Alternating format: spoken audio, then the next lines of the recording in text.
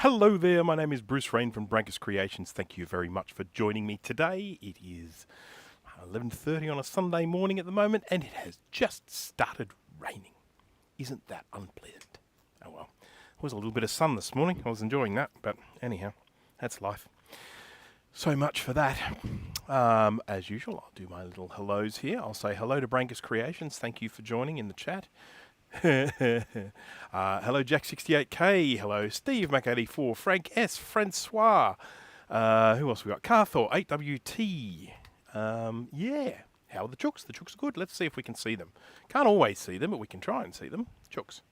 There we go, there's one. That one is the Australorp, that's the big one, and that's the noisy one. And it, yeah, lays the biggest eggs you've ever seen. You'd think they came from ducks. Okay, where are we? Back onto here. So we're down to 4 chooks now. I'm not sure if I told you, but we lost a chicken a few weeks ago. I can't remember if I mentioned that in a live stream, but a couple of weeks ago we lost the little white one. She just, it is one of the unfortunate things with chickens, that once they start to go downhill, they tend to go fairly quickly, and she died, so that's a bit sad. Hello, Will from KMac Vintage. Sorry I haven't answered your email, Will. I am terrible with analog boards, so I'm probably not going to be of much help to you, but I will have a look and see if I can come up with something. Tommy Thomas, hello there. Thomas Armstrong, hello. Mr. Tech Gadget, hello. Have I missed anyone? Ascertain 20, hello. So it was very sad to lose one of the chickens. Especially it was a very cute one. It was one that used to often come in here and just sit in here with me while I was doing a live stream, but... yeah, sadness. Now, in my last live stream, if anyone joined that one, to you, I say thank you. I was working on this. This is the SP to SD, which is like Smart Port to SD card, brought to you by K-Koba from, what's the thing called? Kero's Mac Mods. And I wasn't able to complete it, unfortunately, because he forgot to include the little switches, the little buttons. Now, thankfully, I was able to pick those up at JCar Electronics. It's pissing down now. I really hope I don't have to go back up to the house or I will get wet. I was able to go up to my local JCar and they had these switches. Now, these front ones are exactly the same as the one in the kit. This side one is a little bit different. I think mine's better, but, but the problem is that it is my intention to try and build a case for this as well. Even though some cases do already exist, I want to give it my thing. But the problem is that because mine is not necessarily what everyone else is going to get in the kit, I'm a little bit concerned about building a case. Will I build a case that doesn't fit other people's? So anyhow, and I made up my own little cable. I didn't actually have any of this 20-way ribbon cable, but I had some 50-way. So I just tore off 20 from the 50. And then I was able to get these little plugs here, so that's good. There was also a missing plug for this part here of this little connector, but I just ended up using headers. Why not? And so you just have to make sure you stick the plug around the right way, and that's pretty easy because it's very clearly marked on the PCB. It's going to stay plugged in anyway. I have not used this with my Apple IIe yet, and for that reason, I have not been able to test the Grappler Minus, which is the other little board that I was making. But I have tested this on my Apple IIc, and it's great. So I actually was able to just download a few disk images like the Total Replay and plonk them on here, and then you just load up with all those games. Now, the downside is my 2C is an Australian one, which means it's the PAL version, which means it doesn't output colour through the composite output, only monochrome. So I can't get any colour out of that, that one, unfortunately. There are some solutions available, and actually I think someone's sending me something for me to try out. But anyhow, that's another story. So I will be trying this out on the Apple IIe as well.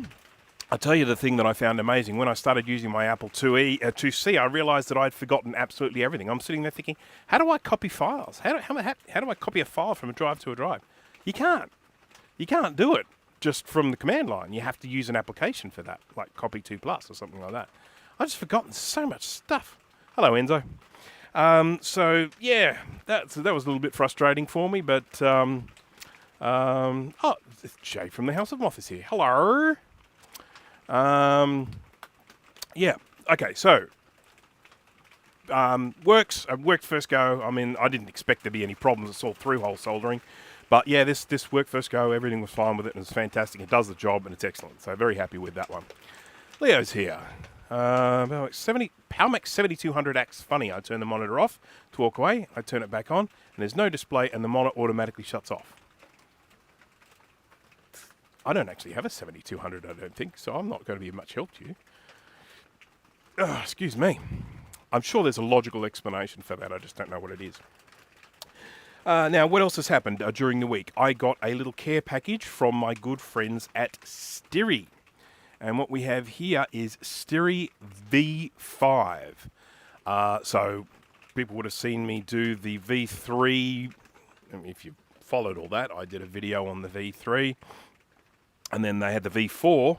And then they've gone straight to the V5. I mean, they clearly are getting better and better at what they do. And I'm really looking forward to giving this a try. So I'll definitely be trying this out today in the live stream.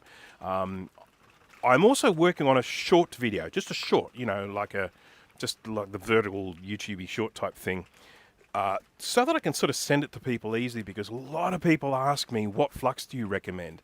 And of course, it's not actually it's not a super simple answer. I can tell you what I use, but I have specific requirements, I have specific conditions, I have ultrasonic cleaners, so I can get the flux off nice and easily. You know, I have UV light set up so that I can check. You know, I can use the UV trace and all that sort of stuff. So, yeah. Is there a sleep mode I'm not familiar with? Probably. Steve would be the person to ask that. He knows all about Macs. Yeah, cool. Yeah, well, look, you know, I am still a big user of the ASM. It's ASM, isn't it? Flux, the ASM flux, which is floating around here somewhere. I really like it. But what we have to always remember with the ASM is that I believe this one has... it might be halogens or the other ones. I can't remember. There's two different types of chemical types, and it has some in it which, you know, means you've got to use good fume extraction. I have good fume extraction, so that's fine. It's very inexpensive, the ASM, because it's a lot cheaper for them to make. That's my understanding. So that's the one that I like to use. But, you know, I mean, if this stuff is as good, I'll happily change over to this stuff. Using the Hydra MA, and it's great. Yeah, I agree. I was blown away by the Hydra MA. And, of course, that's one of the things that I'm saying in this little YouTube short, because I've already written a script for it, about fluxes. And it's like, if you're someone who doesn't want to have to clean stuff on an ultrasonic cleaner, maybe you're cleaning it off with some distilled water and a toothbrush or something like that, Hydra MA, it's great for that, so it comes off a lot easier. You can't wait to watch this stream, Gut Bomb? Really? I saw Gut Bomb on Steve's stream the other day, and he sounds like David Strathairn. Just saying. So if anyone knows who that actor is, he's been in a whole bunch of movies. I mean, but it blew me away.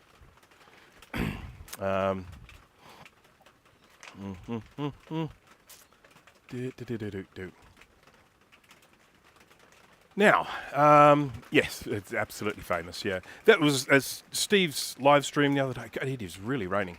The main sound I get here on the roof of this is the water coming off the tree, because there's a tree and there's branches all across here.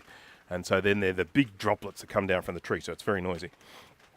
Yeah, Steve did a live stream talking about the new plastic case. And, of course, if any of you have seen Sean from Action Retro's latest video, he was working with one of those clear cases, those SE30 clear cases.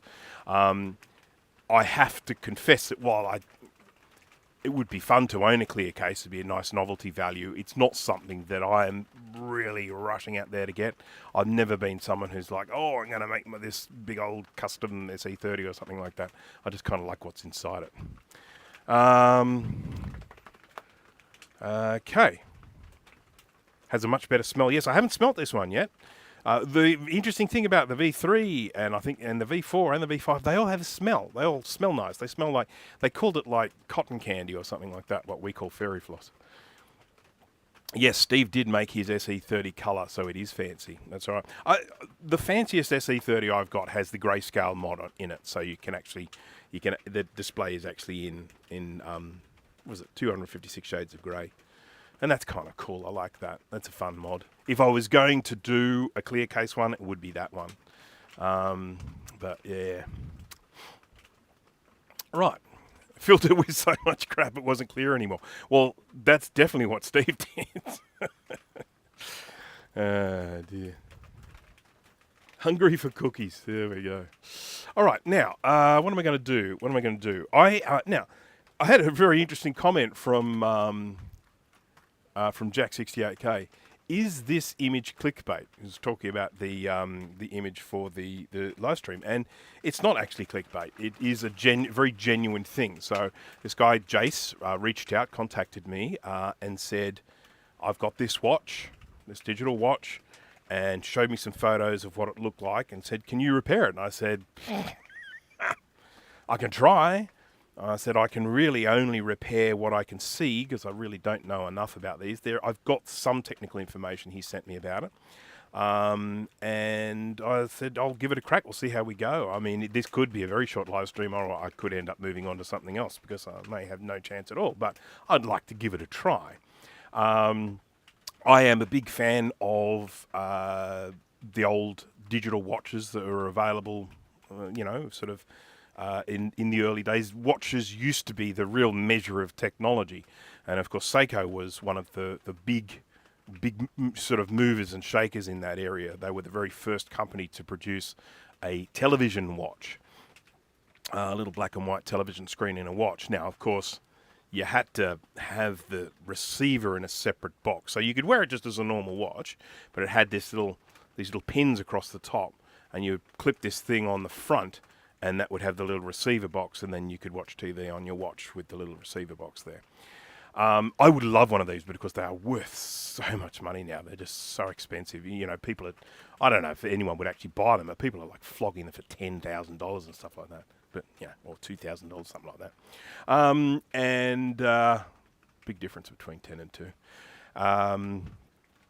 But of course, another really important thing is Seiko, it's my understanding, was the very first company to bring out a liquid crystal digital watch. And one of the huge... Oh, hello, Frank S. One of the huge... I've already said hello to you. Sorry. You get 2. Lucky you. So one of the big challenges Seiko had when they very first brought out a liquid crystal digital watch was being able to make the liquid crystal change fast enough to display seconds. So if you could actually see the time with changing seconds. So they had to be able to get this liquid crystal display to update once a second, and that was one of the big challenges they had in bringing a digital watch.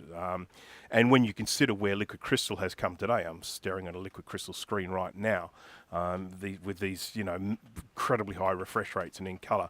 Liquid crystal has definitely come a long way, but we have those first digital watches to thank for that technology being put into a practical application.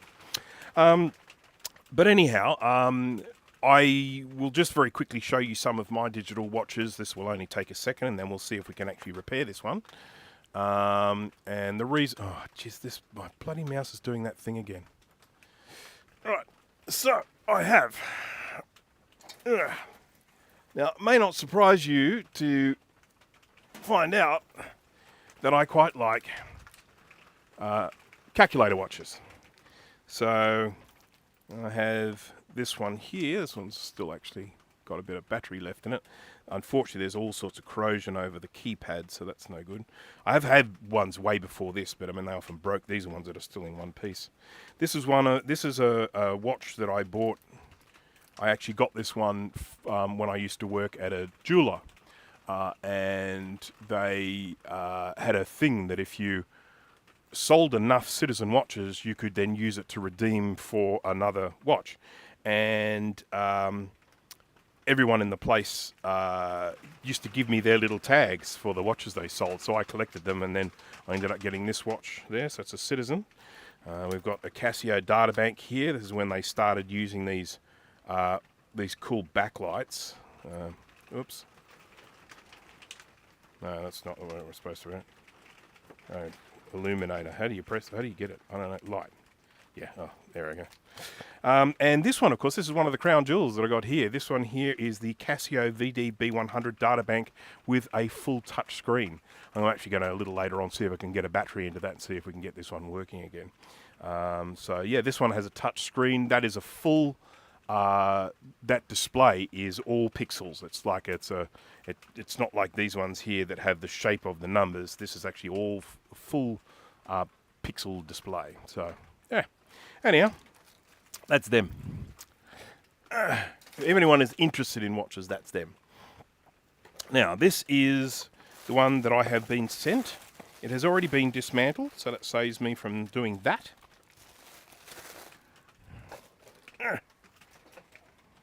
And he has also provided a battery. I'm guessing probably a 1.5 volt battery, but we'll check that. So sit here. I might need to get a little bit of paper towel under here so that we don't do any damage to it. First to no harm. So there is our little watch. What is that on the screen? Oh, it's a spider. There's a spider, a little teeny weeny spider on my computer screen. Now, what was interesting about this one is this one had a little pixelated square in the corner, and that's why this watch got the name of the Running Man, because I think when you ran the stopwatch, there'd be a little animation of a running man. And so that was kind of fancy technology at the time. You had your, I don't know if you can actually see it when I tip it. No, you can't really. Maybe under the microscope we might see it. Scoop. But if we get the light shining off this at the right sort of reflection of Rooney's, it's a bit hard. You can kind of make out that's where the numbers are at the top. And then down this bottom right area is where the little grid of pixels is. Now, I have seen some photos of the inside of this, so it's been opened up before. I am now going to have to do the same. So I'm going to do that. And we will, I'm just sort of thinking what the best way to do it. My guess is that the way we're going to do this is by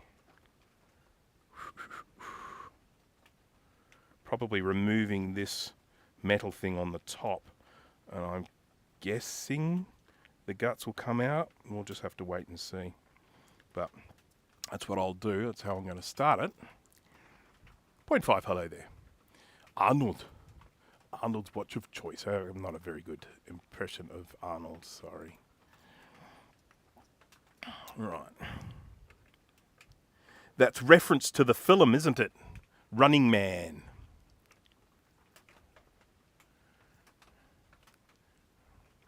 Right. So let's just see if we can do some dismantlage of this.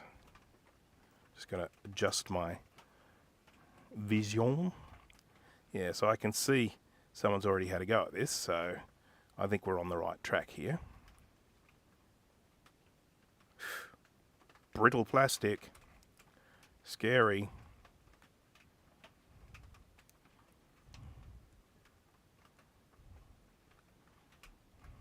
Here's one. And there's two. Okay. So let me start putting some of these things into a container so they don't get lost.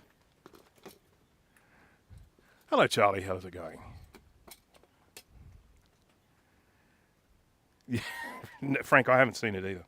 So yeah, you can just lie to me. You can tell me it's a great movie. I've got no idea. All right.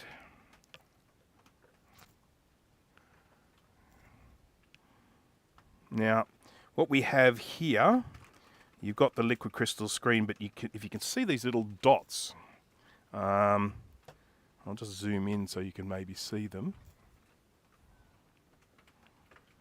Oh, fudgesicle.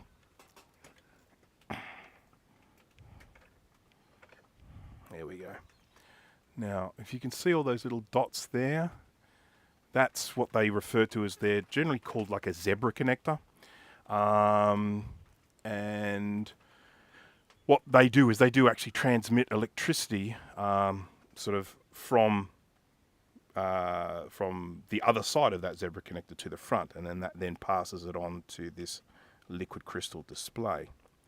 Now what I'm hoping is the display will pop out, yep, like that, and then I can get access to what's under it. So you can see there's the other side of the zebra connector there. That's it there. So it passes electricity from that side through to the LCD on the other side. Now I'm going to get this into a container nice and quickly because I really don't want to lose anything here. If it's in the container, it's all together. There we go. Ow.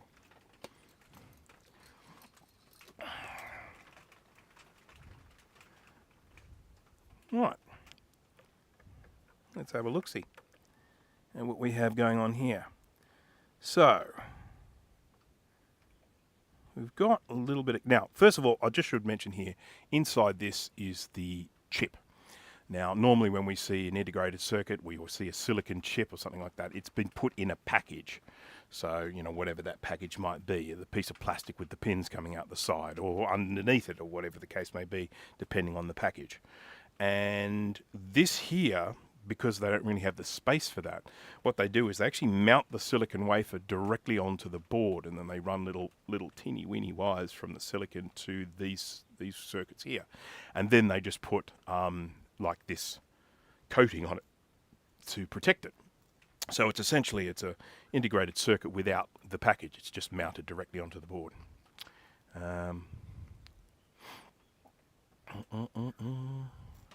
Right, now let's just have a little look here, because, I mean, it looks like we have some corrosion, but I don't know if that results in trace damage. We'll have to check that. I've got a little thing there. Is that, I assume that's like the backlight or something. That's probably the light there, would be my guess. But we've definitely got corrosion here, and we can see corrosion all around. It's just a question of whether that corrosion has ended up causing a break-in connection. Ooh, I think that's a break-in connection. We'll have to check. I'll have to clean that up. I don't know if I'll be able to ultrasonically clean this. Probably. So I think we're probably okay. Ooh, you can look at that. That's yuck. It's not very nice. So, can I get this little PCB out? That's the question. Because I may need to do things to it.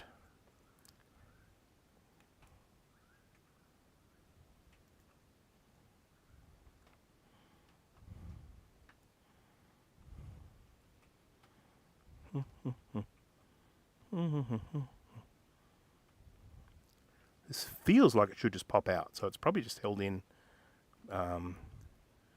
by the plastic of the case and everything like that, would be my guess.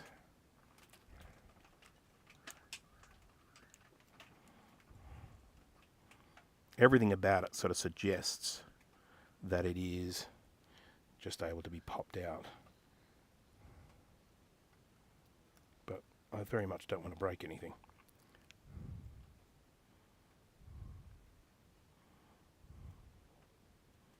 Oh, my stomach making weird noises.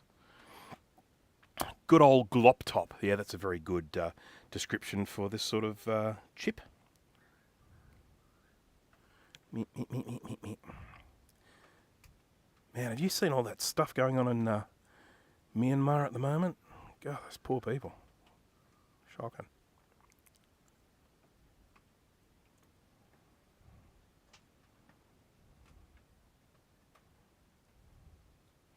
Just looking for anything here that suggests that this is held in any other way.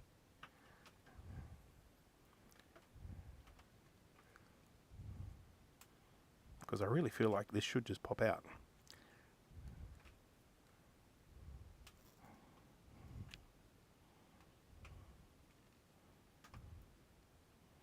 Particularly on this side, it's quite rigid.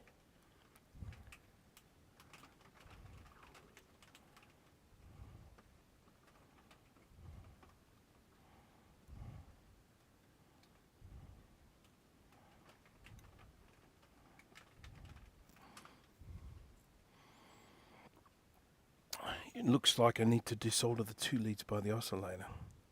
Do you think so? That's joined on.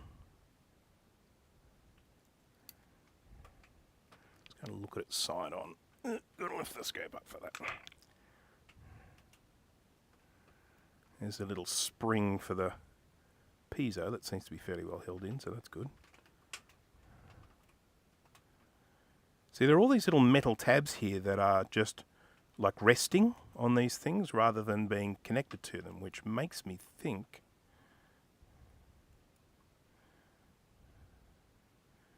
that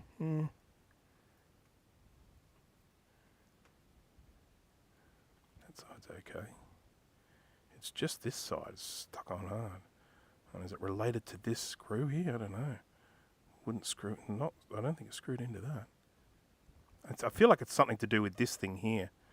This little adjustable hoosafudge thing.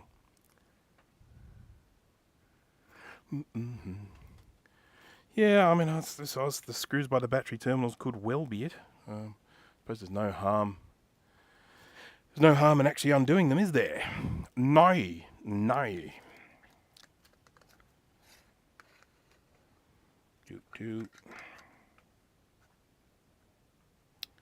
There we go. That's probably the smallest flathead screwdriver I have.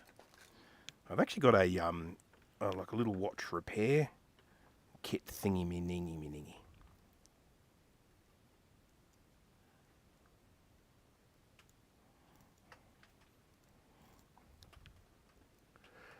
I could. It has little things for holding watch bits and all that sort of stuff.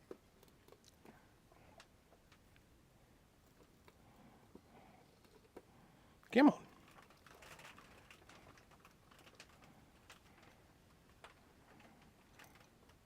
One screw.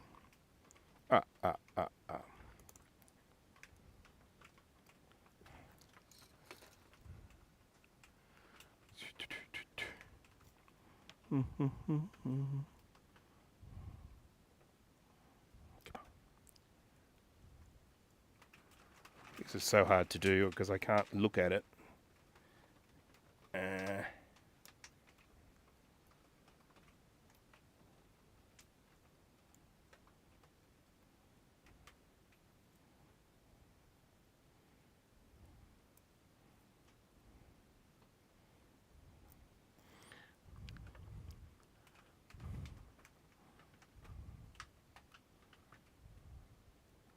That's so much easier.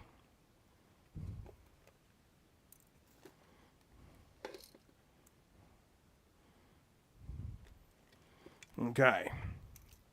Will that make any difference to taking the board out? Oh, we've got a bit of a bendy there. Oh, there's water in it. Ay caramba. No wonder it's corroded. I wonder if it's goop from the battery, but there is definitely liquid inside there. Liquid. So this has got to come out.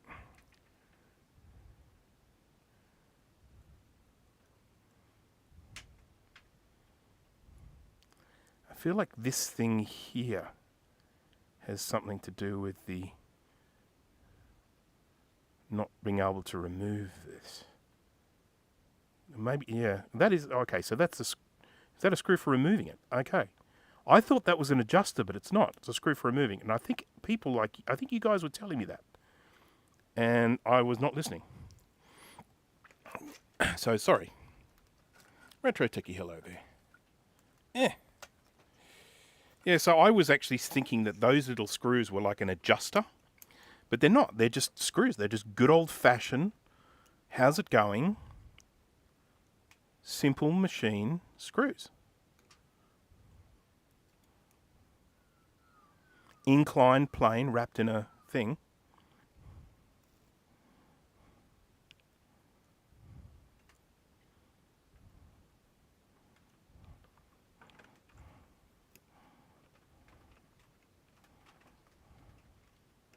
I feel a bit of a fool now.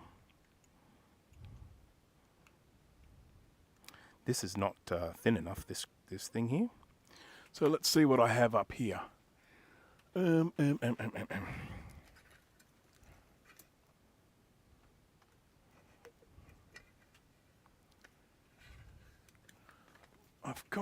sure I have a super thin screwdriver here somewhere. I may have broken it because I do that sort of thing.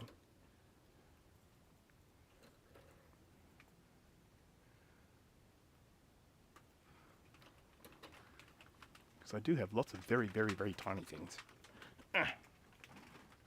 No, it's huge. Hit it with a hammer. Ow. My thing's coming off. Hang on, just bear with me a sec. Ew. I've got stabby metal sticking into my ear. We can't be having that. We can't be having stabby metal in the ear.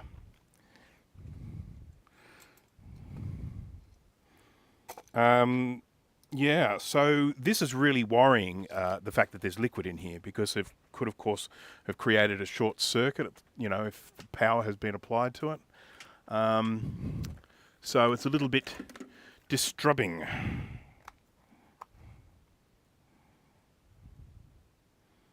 Just looking at my bits here. This one might be a little thinner. Let's just see. Is it any thinner?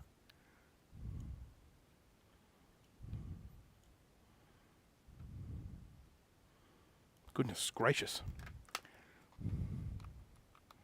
It is thin. If worse comes to the worst, I can, of course, do a little bit of tool modification and file one of these down a little bit with the Dremel. But we'll just see.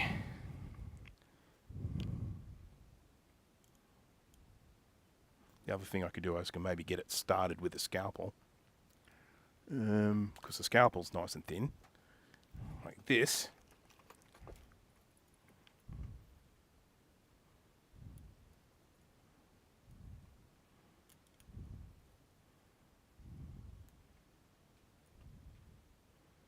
Yep, got it moving. It's great. So I should be able to get it the rest of the way out with this.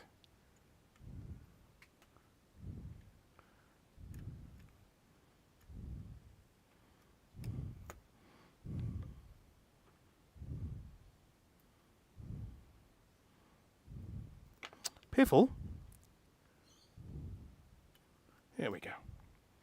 So let's drop that in here. We do not want to lose anything. Okay, what do you think? What are the odds? What are the odds of me fixing this, huh?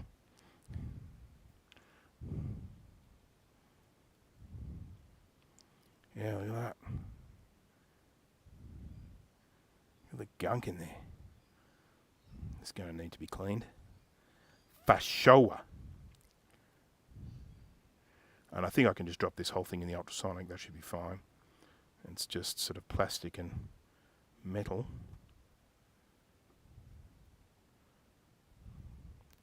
I'm a little bit scared to have a look at the rest of it now.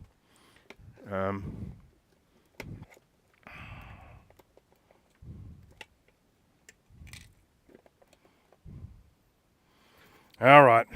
We know what we're about to see here.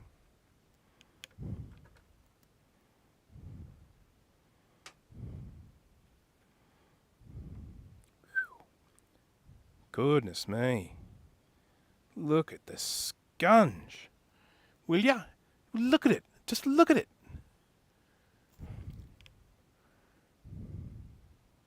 So I've got ourselves, what, 4 capacitors here? I don't know. These might be diodes. I'm not sure, but they could be transistors. Then we've got another capacitor sitting up here. We've got our little oscilloscope here, and that looks like an inductor of some description.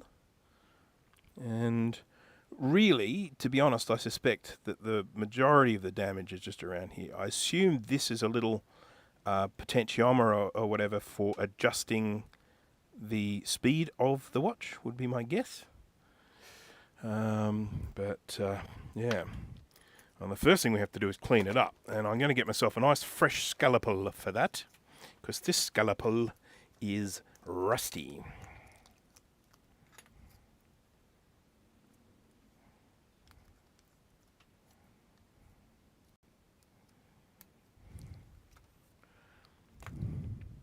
But look, on the bright side of things, one of the things I'm very happy about here is, first of all, the this will be able to be ultrasonically cleaned. Sometimes, what do you call them? Oscillators can get damaged in an ultrasonic cleaner. This is a fairly standard. All clock oscillators are pretty much the same speed, so I can probably replace that if it does get damaged.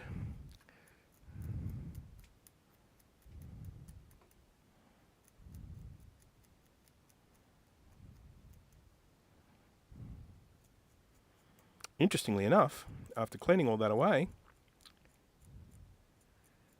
I don't actually see any trace breaks.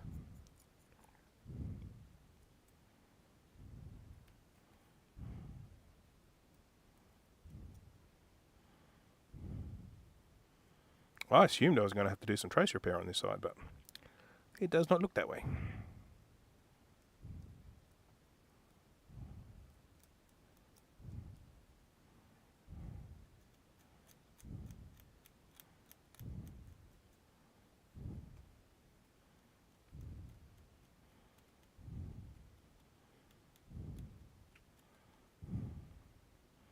Interesting.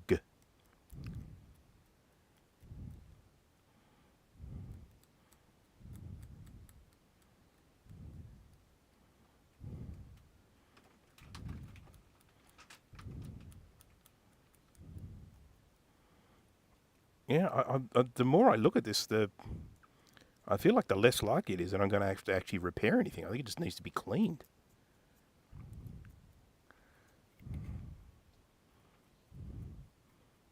And I'm going to check these, what do you call these things? The vias, to see that they're going through to the other side. But, I mean, this is sort of like just cleaning and then a little bit of probably conformal coating or something on top. Help protect it. Pip. Pip. So that's the positive there, that's the negative there.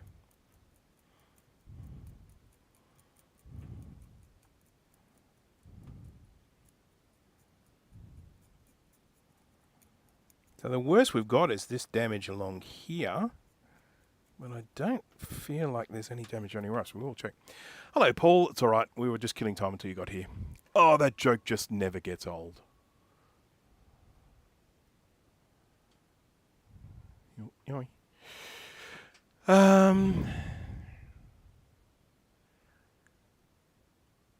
Does anyone have that watch organizer that syncs to your computer when you hold it up to your CRT monitor? I don't know that one, to be honest. Yes, good old 32.768. I'm glad some people remember that, because I don't. The old clock. I always keep a big supply of those, because on the computers that I repair, typically those oscillators are right next to the battery and the real-time clock. And so they're the first to get it when a battery goes. And so, you know, I always keep a good supply of those oscillators so I can just drop in a replacement.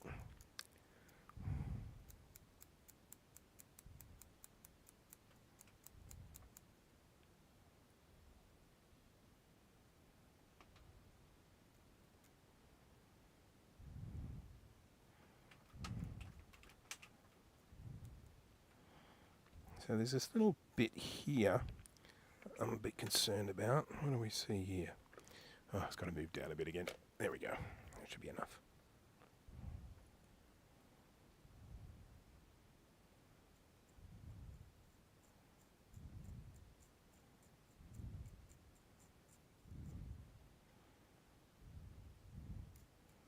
There's definitely some trace damage here, but it does not look like it stopped continuity. I will probably run a little wire along here because it's so thin. Look how thin that is.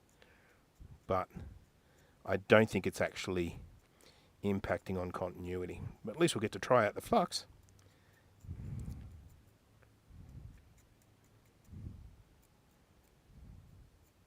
Oh. There, okay. Okay, well, we've definitely got a trace break there. And here. Oh, crap, the more I scrap it, the more comes off.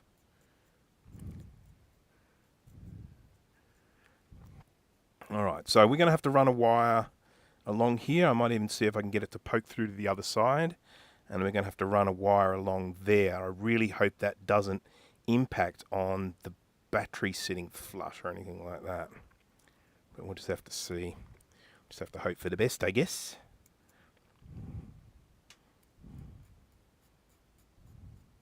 Oh, crap, that's gone too. But here I am just thinking, it's fine, just needs coin. Dickhead.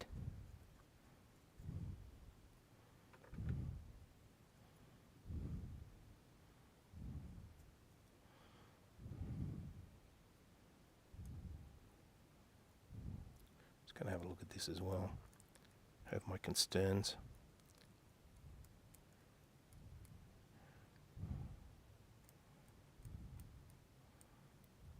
Probably put just a little bit of solder on that one. Yeah, that looks all good. Good, good, good. Well, I know it's not a computer, but at least it's something to repair.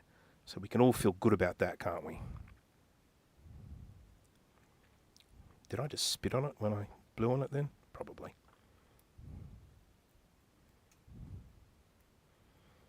So my lovely friends at Stiri actually sent me some conformal coating, which could be really good for this. And I may end up actually just using the UV mask because it'll match the colour. But yeah.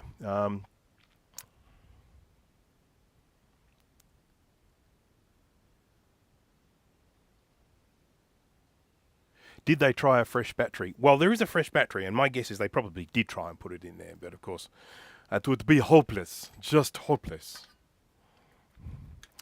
Now, I may end up having to use my micro pencil for this, but we'll just see how we go.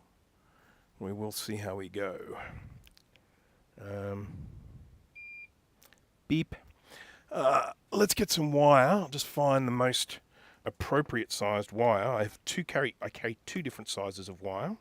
I carry 40, well, I actually carry heaps, but the two main ones for trace repairs are either 40 AWG, American wire gauge, or the other size is 34, I think it is. Yeah, 34 American wire gauge. And I'll show the difference between those two here now. You can see the thin one and the thick one. Oopsies. Now, for this, I'm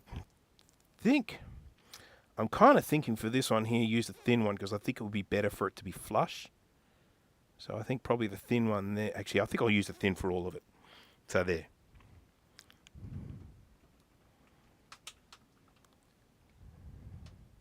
So a little bit down there. Gonna run a wire across there.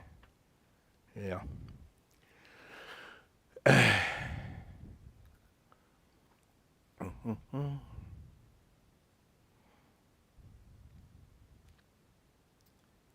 Now there was a watch, and I would love to have it. But there was a watch, and I can't remember which brand it was, but it had a keyboard as well.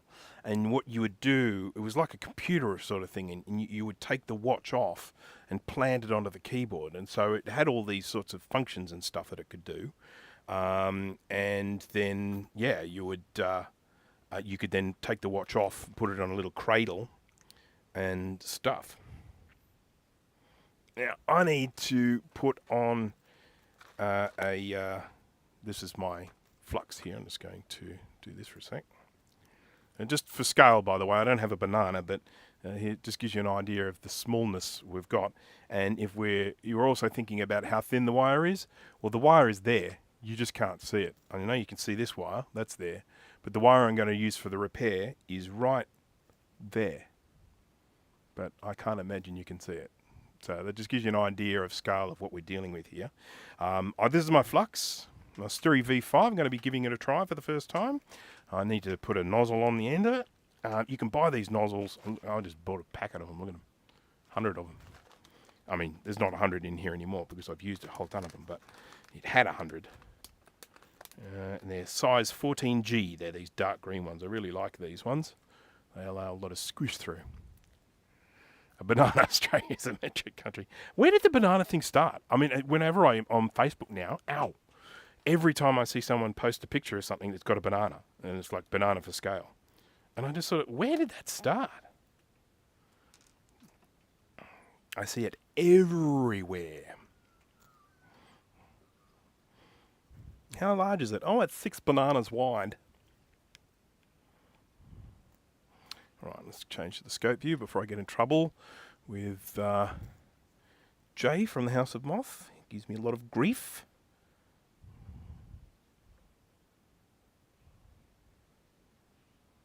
This is the first use, so there we go. Oh, it's quite crystalline, this stuff. Can you see that? It's kind of like a... The clarity's quite good, though. I can see through it. That's nice. But, yeah, it's quite a... kind of a crystalline look about it. I honestly don't care about that as long as it works well. Okay.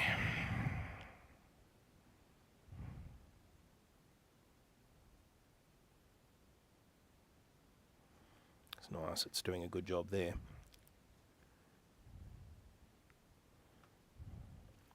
Get some more up here. I will be very pleased if I can fix this.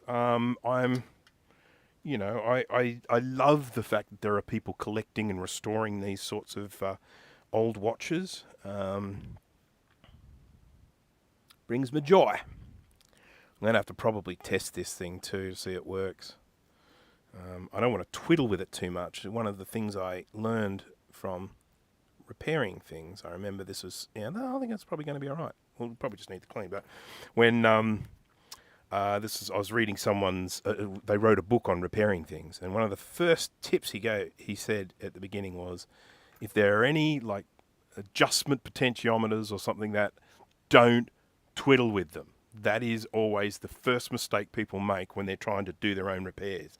They go, oh, here's this knob. Maybe this knob's on the wrong setting. I'll just change it, and oh, it's going to magically work again. No, no, no.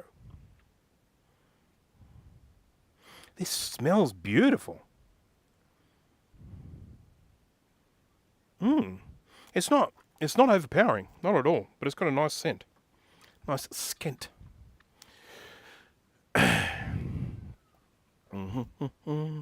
How's everyone, by the way? Everyone doing good? I watched a TV series and a movie. I'm going to provide my opinion on both of them. First of all, the TV series, Adolescence. Watch that. That's on Netflix, English. It was very well made, but it was not easy viewing. I'll just say that. And I walked away from it feeling freaking depressed.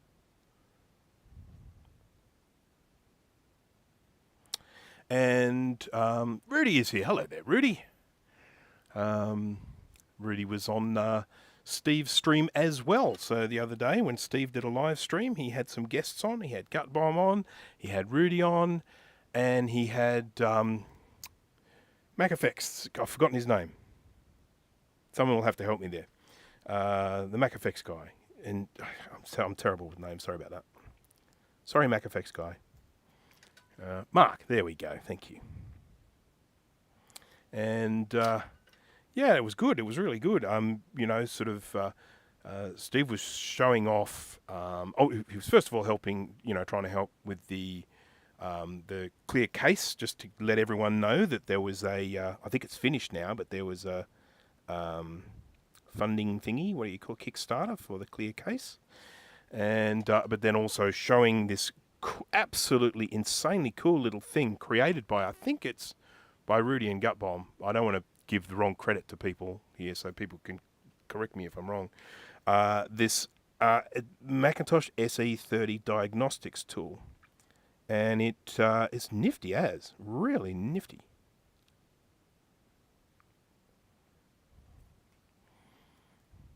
Hello, Roger. Thank you for joining. I keep getting caught here. Stop it. Don't. Thank you.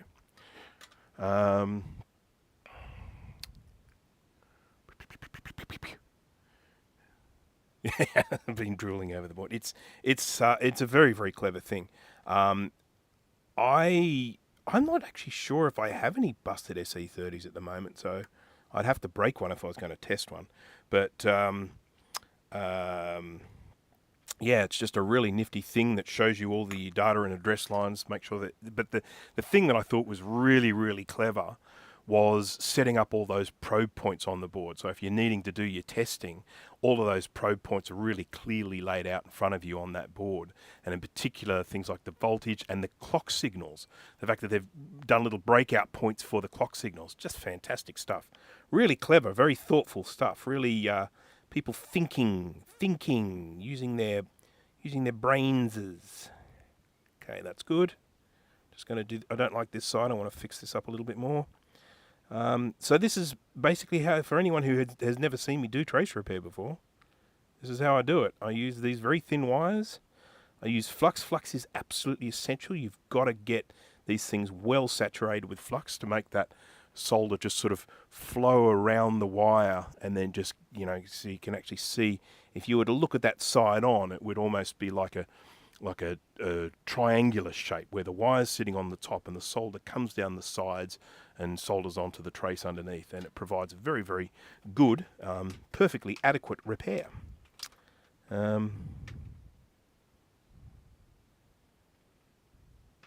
I have some real concerns with this, that when I put in the ultrasonic cleaner I may lose some of this copper, just based on the way some of it was coming away so easily.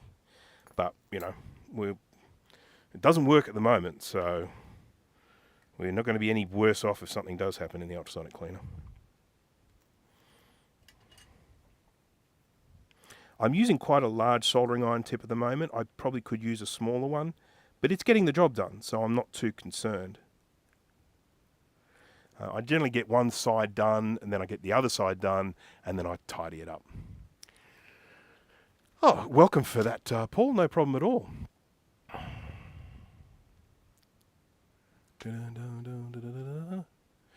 My father had an Omega self-winding wristwatch. It was worth a mint in the 80s. I hate to think what it's worth now, sitting in a drawer at my mum's house. Interesting you say that. I've got an Omega. And Omegas were not as expensive as Rolexes, but they have definitely were a fairly expensive watch at the time. And it's a wind-up. It's a manual wind-up watch. There might be some people here not old enough to understand the concept of that, but it's what we used to have to do.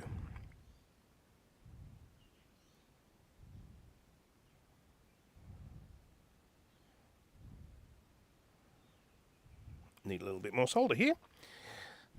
It happens. No, it's raining again.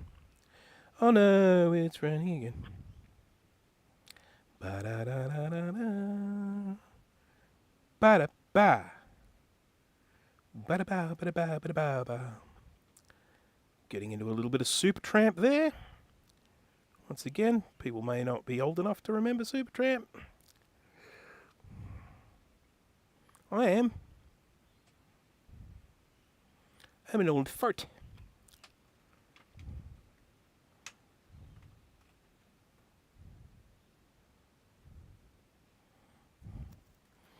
Oh, I'm not on camera. Sorry, everyone. I'm just here doing this amazing precision work and like feeling really cool about it, and you couldn't see any of it. So sorry about that.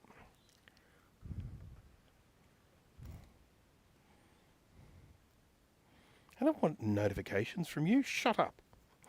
A logical song, yes.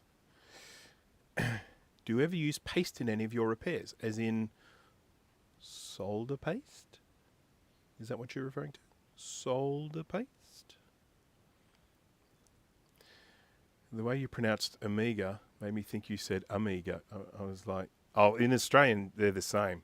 Amiga and Amiga. That's how we say them. Amiga and Amiga. But that's Australian. We just need to use you have to have the context to be able to know what we're talking about. Yeah, that's just the way Aussies are. Here's the great one. So, in the US, if we're talking about potato products, you have fries. That's That's when you get the potato and you chop it up into little long things and then you fry them. They're fries in America. In the UK, they're chips. And then you have chips in America are the ones that you get in a packet. So you have your thinly sliced potato and you have your chips, so they're cold, they're not hot. And they're called chips in America, but they're called crisps in the UK. In Australia, they're just all called chips. So you have to know from context. It's like, can you get me some chips? What sort? Do you want the cold ones in a bag, or do you want the hot ones that have been fried? Where in New South Wales are you? I'm around the Ryde area. I grew up in the Ryde area. How about that? I'm actually in Western Sydney, so I am from where you are. I know how long it takes me to get there because I go there to visit my mum, who still lives there. It probably takes me about 30 minutes to get to Ryde, I'd say, straight down the M2. So yeah, I'm about Blacktown way. So yeah, chips versus hot chips. And I do sometimes call the ones in a packet crisps because people understand what that means, and it's a very clear distinction between the two. Does the V5 have a unique scent? It's not unique. It is quite sweet smelling, but I would say it's very similar to the smell of the like the V3, but probably not as overpowering. It's doing a great job here. I mean, I've just been using this for this trace repair, and as you can see, we've still got quite a lot of flux left on the board here after me hitting it with a lot of heat. It hasn't all just evaporated away, but most importantly, it hasn't gone all black and gunky. There's some flux that I bought once because I was testing a whole bunch of different fluxes out there. Well, certainly I was testing ones that were available for me to buy locally. And one of them that I tried, and I can't remember which one it was. It might have been a Chip Quick or something like that, but it was, they do make good ones, but this was not a good one. And when you started doing this sort of work with it, it went all kind of black and just became gunky and awful and yuck. So I don't really use solder paste other than for BGA rework, for ball grid array chip rework. So if you've got a ball grid array chip and you've taken it off a board, you've got to clean all the old solder off, then you've got to put a stencil on there, and then I put some solder paste on the stencil, then you heat it up, and then it forms into little balls, and then you take the stencil off, and then you put the thingy on. So that's really the only time I use solder paste. Stenciling and solder paste for like surface mount soldering, I don't like doing it. I like surface mount soldering, and this is an interesting thing. I've got a little package on its way from Germany at the moment, from our good friend Bol, and he is sending me a Quadra 950 reloaded board. So that's going to be a project coming up on the channel in the not too distant future. I will be doing a reloaded Quadra 950 board. I have a battery bombed Quadra 950 board. I've got a working Quadra 950, and that's why I've never bothered to repair the battery bombed one. So I've got a perfect candidate to then go in and build it. But I'm going to have to clean my desk. There's no doubt about that. And I think it's going to take a little while too. So anyhow, it's still in I shouldn't say it's still in Germany. It's in transit. It has left Germany, but it hasn't arrived in Australia yet, or if it has, it hasn't been recorded as such. So fingers crossed it all arrives safe and sound. But I think that's going to be a really, really fun one to do. And I would be so happy to get that Quadra 950 board working. I'm not sure if I would keep it because I don't have a case for it. So I might potentially try and find someone who does have a case but a dead board so they can use it. As I say, I don't want to be greedy. There aren't enough Quadra 950s in the world, and I don't feel a need to own two of them. It is the largest size board of any repairs that I've done. And it is the board that I use to check and see if this 30-litre ultrasonic cleaner was going to be big enough for me. Because although it doesn't sit flat, it does fit quite happily, diagonally, fully submerged in this ultrasonic cleaner. That's the 950 board. The 2FX board is pretty big too, but it is a little bit bigger than that. Yeah, I've still got this 2FX reloaded for Kai. I'm so close to finishing. I need to get that done. All right, so we've got one more little trace repair here. I'm going to probably attach the wire. I'll probably put the wire through it. And what have we got here? We've got there, and probably run it around that way. And that one goes to... Oh, okay, there's a bit of gunk in this one. Let's see if we can get rid of that. No gunk here.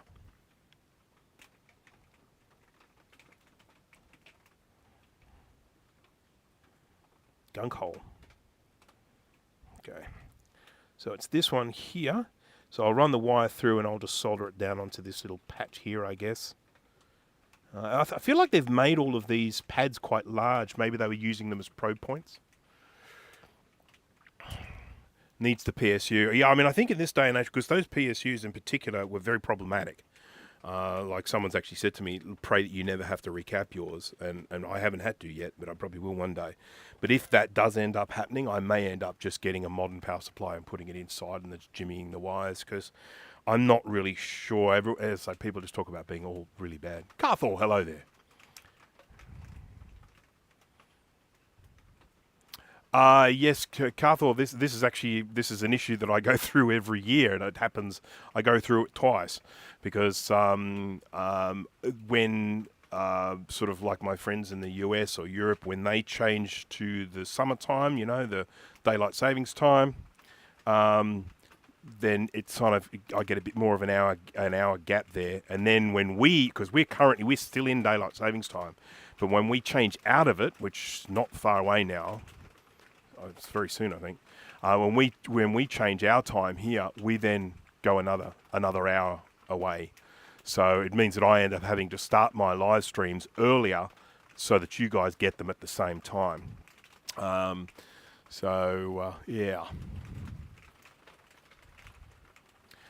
Quad 950 PSU I had to fix was just bad solder joints. There's some luck for you. I thought you were a family-friendly channel. I think it was gunk hole. Did I say junk hole or gunk hole? I can't remember. Right.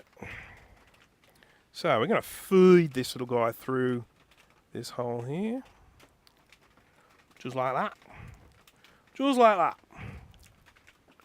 And then I'm going to get some Fluxaroonie onto here. Now, I think I'm going to be finished working on this fairly soon, so I'll have to find something else to do. I'm not going to be able to test this because I will need... Well, in order for me to test it, I have to reassemble it because I've got to get the screen onto it. And I don't want to reassemble it with all this flux on it, so I'd want to clean its pissing down again. But, oh, crap, I have to go up the house, don't I? To get the thing that I want to work on next. Pooh! Never mind. Well, to work with an ATX, that's awesome. The Quadra 950, and I assume that would work for the 9500 as well, because didn't the 900, the 950, and the 9500, I think, don't they all use the same essential power supply and stuff? I could be wrong. Regularly am.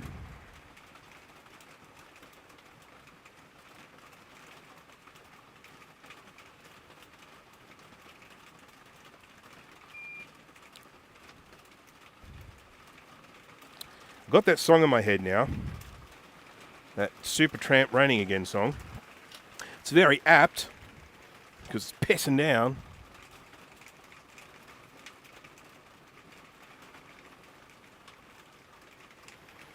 Stay down.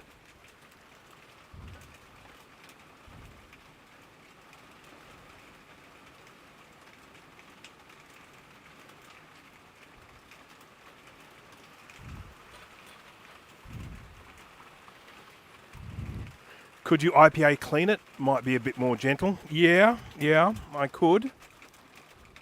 The main concern I have is I don't want to leave any of this because this is, I don't think this is just water. I think this is something that's potentially leaked out of an old battery, and I just don't want to risk any of it getting left behind. I worry that it'll be a a corrosion waiting to happen.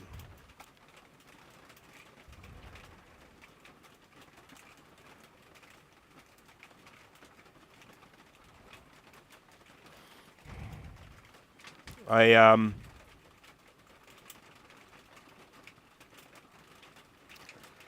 been writing a script for my review of the Fume oscilloscope multimeter, and I have got to tell you, I am loving this device. Expect a glowing review. Will it replace a traditional oscilloscope, as in like your big full-size jobby? It's not...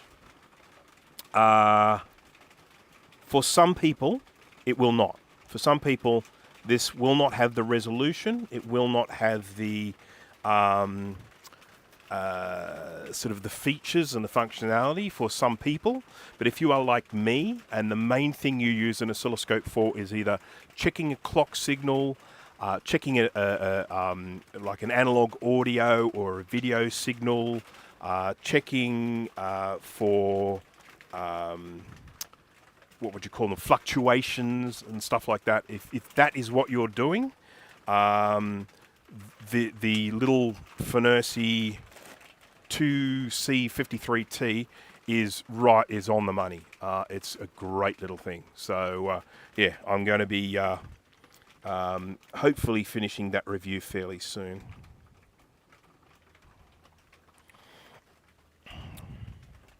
Come on, you little fighter. Yeah, so we watched that TV series Adolescence I mentioned before, and that was very hard viewing.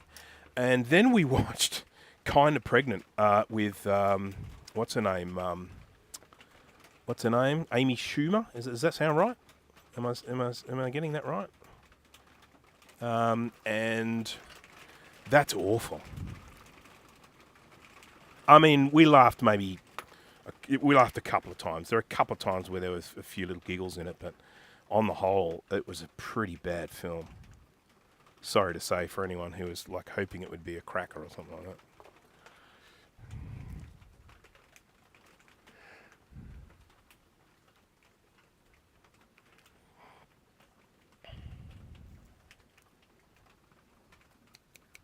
Looking for things.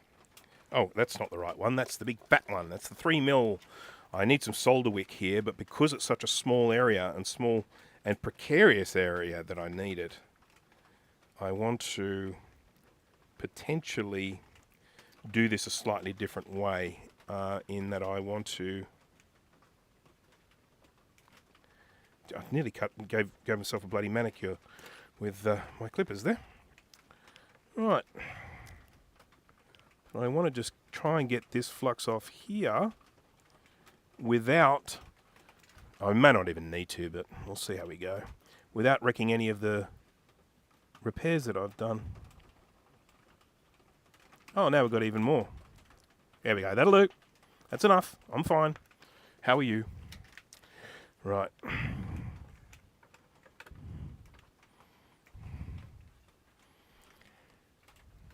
Amy Schumer, where anything funny goes to die. There was a film she did, the comedy she did, that I actually enjoyed. I can't remember it for the life of me, but I did enjoy it. But this one wasn't right. And I've got to tell you, this is terrible. You don't want to be saying this, but the way she looks in the film, it's very distracting. So yeah.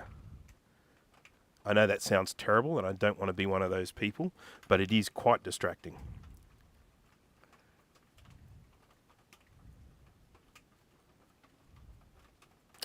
Okay, I might just put a little bit of solder on this for protection.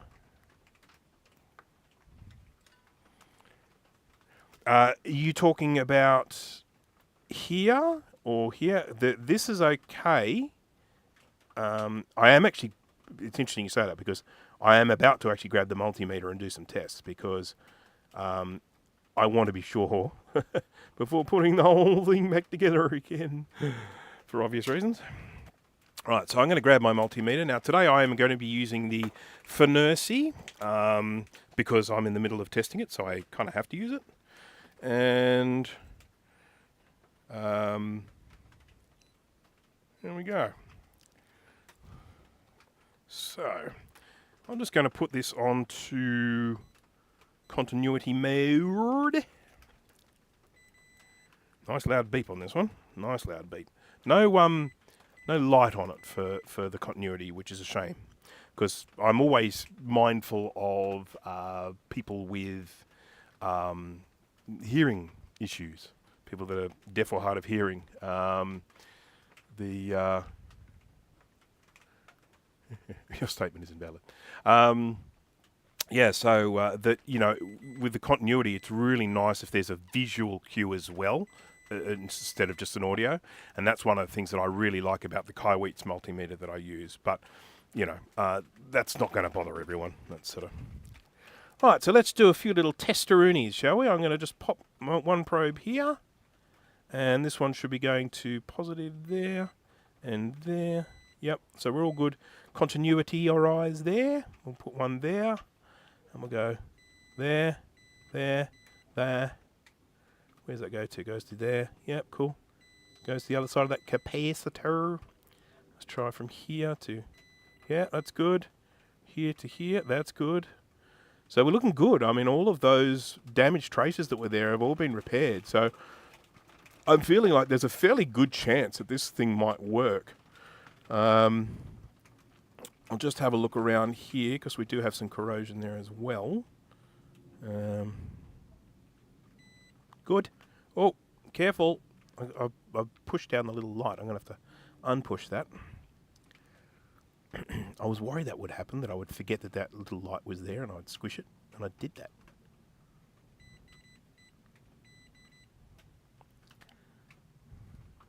I just want to have a closer look at that one.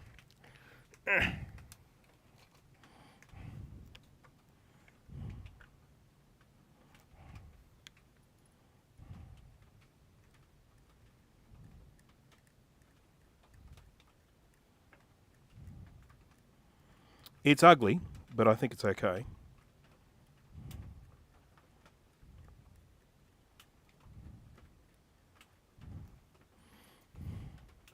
I'm going to see if I can poke a little bit of wire through that hole.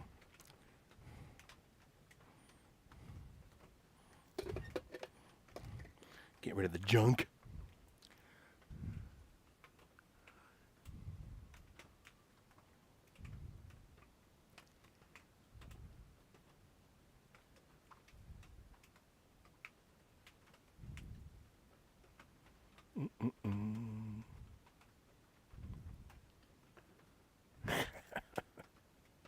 Sorry, I'm just laughing at Jay's reaction to my Amy Schumer statement. Because I have to confess, what was it called? It was Amy Schumer film. I'm really concerned about this one here because if we have a look up real close here, if I can get this focused enough, this, I can see it tapering off here. And there's no real way for me to test. Oh, I think it's intact. Yep, I think we're good. I think that's intact. Going in underneath this, I can get rid of some of this glob if I need to, but I don't think I'm going to need to. That's it there. And everywhere I pluck, I keep seeing copper, so I think we're safe. Mind you, I am tearing some of that copper away, so I probably need to stop fiddling with it. There is a probe point there. I mean, I could probably check this afterwards, but yeah. I think we just have to hope for the best with that one. Because the alternative is that I tear off some of this goop, and I'm just really worried about the potential impact of that.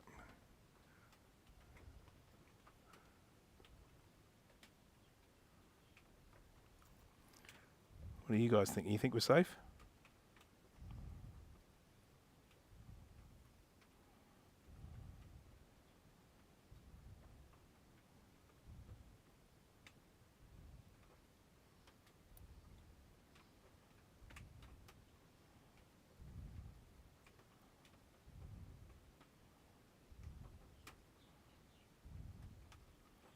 This is terrifying.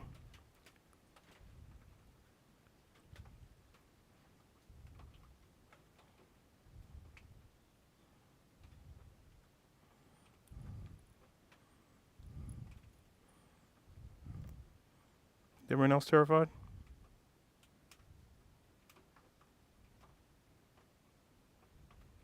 Yep, okay. I can see the trace underneath it. There, I can clearly see that it's green. It's not like yucky green, it's a nice green. So I'm going to stop fiddling. Yep.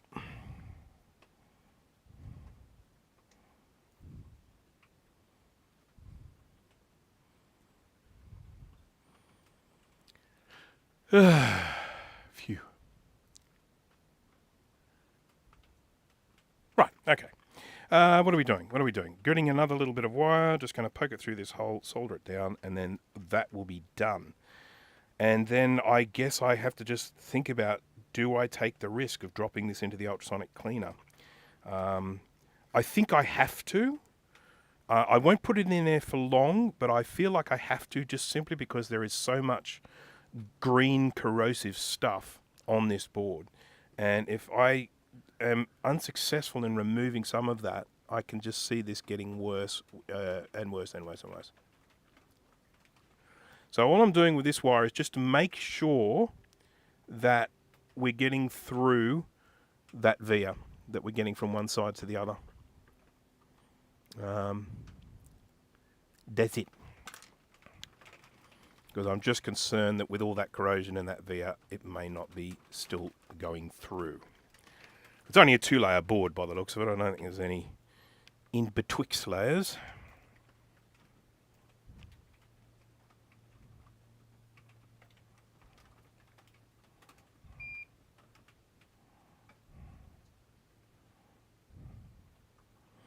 Is that in focus for you? No, because it's not for me either. God, I've got to be careful.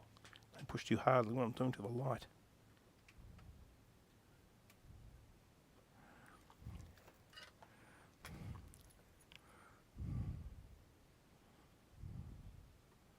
This is terrifying, this. Why did I agree to this? Why? All for the content.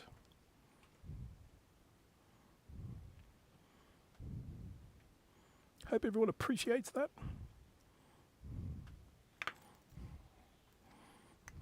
I'm using such a small amount of flux for this because it's so tiny. It's not exactly what I consider an exhaustive test of this flux, but so far so good.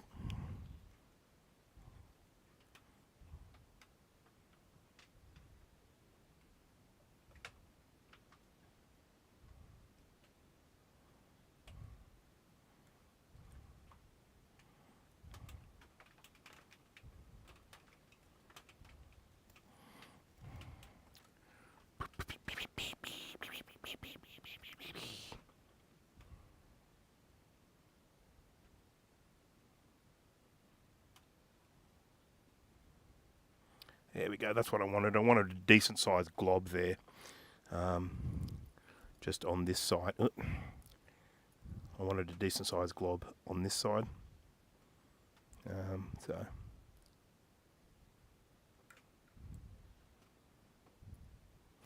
Right. Well, I consider that pretty much that.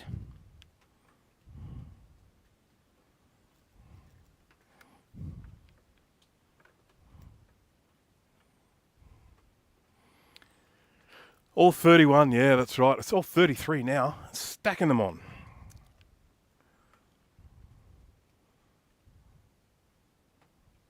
It's very interesting when you have the views because, you know, it's all about concurrent views. It's about how many is watching at the one time.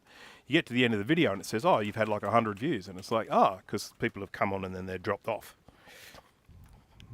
I think sometimes people jump onto live streams.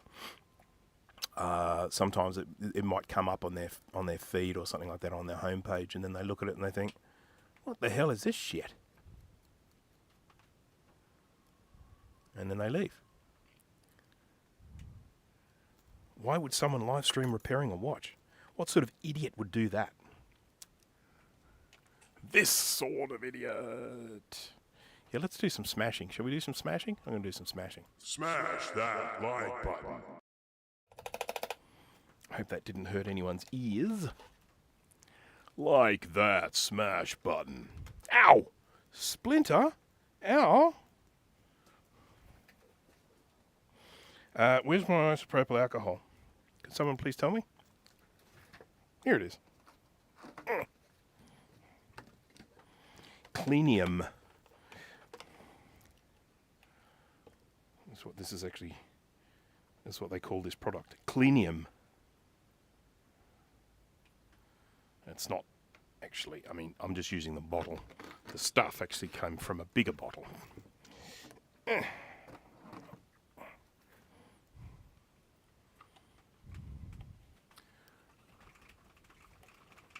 That side not looked on good. I'm not sure what are we looking at? What are we looking at?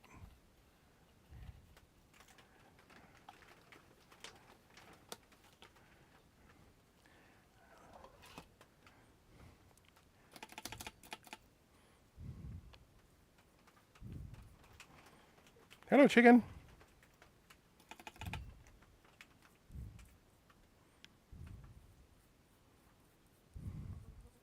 Hello. The trace you just done on this side. What have I done? Okay, so I've got.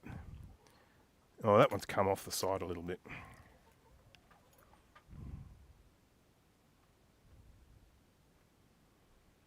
Thank you for that. Thank you. Goodbye, Jay from the House of Moth. Fare thee well. I shall give you all sorts of grief for not sticking around to the end at a later date.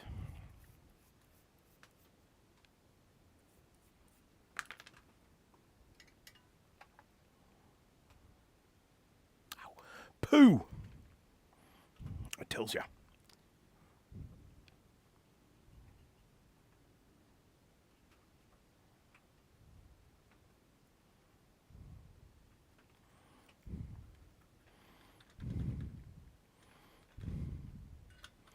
They have a 1 litre version of your alcohol pump that is used for solvents and degreasers in mechanical trades.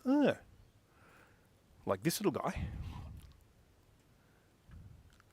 These are kind of crap. I mean, they're made, I think, for beauticians and whatever. They stick stuff, nail polish remover and crap like that in them.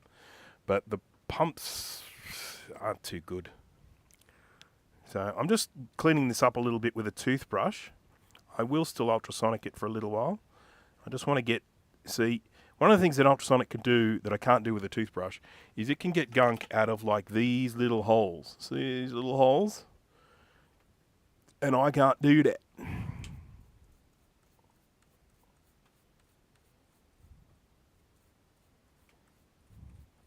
Excuse me. Nice little hiccup there. I don't know if anyone else is like this, but when I get a hiccup, I get one hiccup. I only ever get one, sometimes two, but I never have any more hiccups than that. I see people that go hiccup, hiccup, hiccup, hiccup, hiccup, and I go, what's going on? Why are you broken?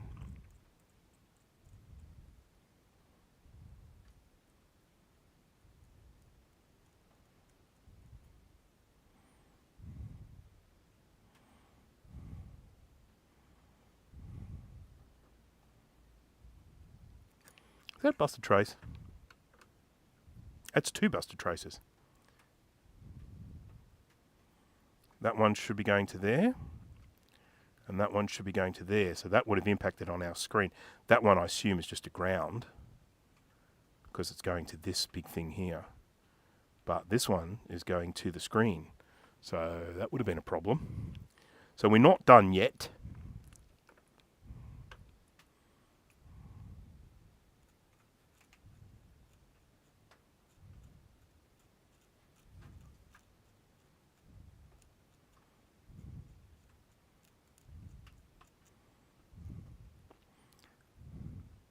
I'm a silly goose. If anyone else saw that and was trying to bring it to my attention, I thank you, and I apologise. Now, this is going to be tricky because, well, we've got the screw going in here, so we can't have this being too lumpy, but we'll just have to do what we will do. I got my best guy on it. Okay?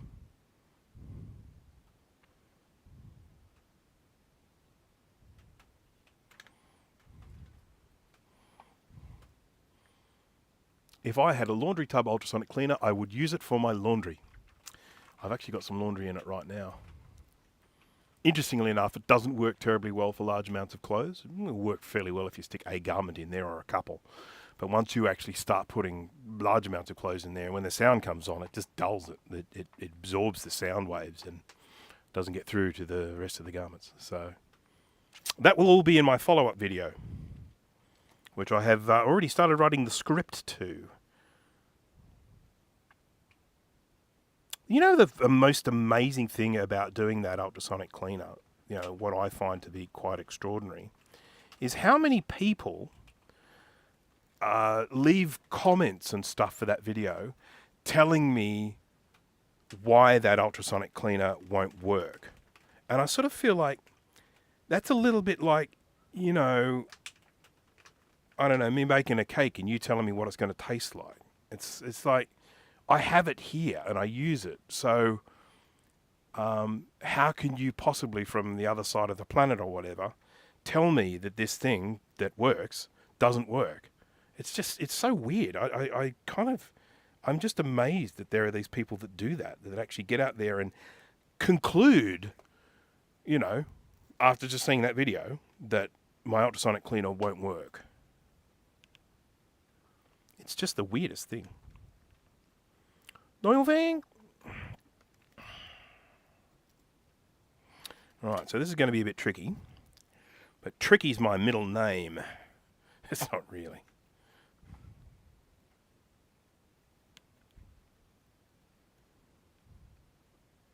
I like the music artist Tricky. Does everyone else know Tricky? He used to be in Massive Attack. And he went solo.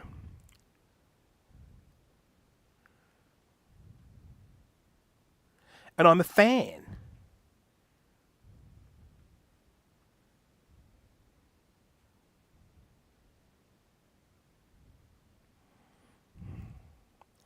Now, of course, I should have done this repair with one piece of wire instead of now two. But yeah, I'm a loser.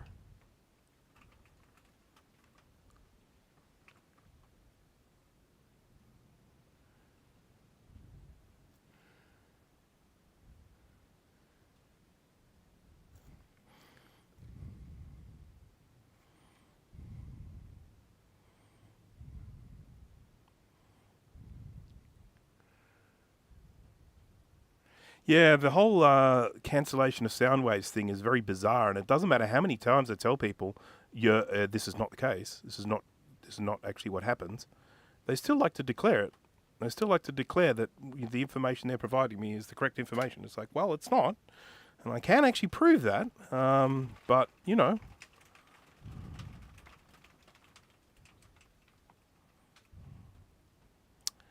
silly gooses. But there are other reasons as well. It's not even just that. There are people have declared not just the cancellation stuff, but people have declared other reasons why the ultrasonic cleaner doesn't work, even though it does. Far out. I thought that was going to be a disaster, but it worked out okay.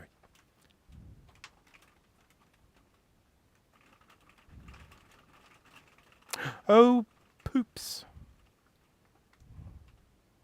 It's all right. It worked out fine. Everything's fine. We're fine. This is actually one of the kind of coolest trace repairs I've done in ages. And it's a watch. Who'd have thunk it?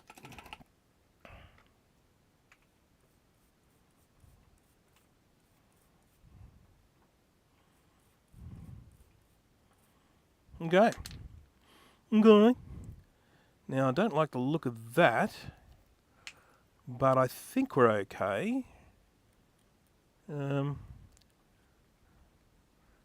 yeah, let's run a wire. Let's run a wire, because that one looks pretty shit too. Yep. Cause I'm a professional.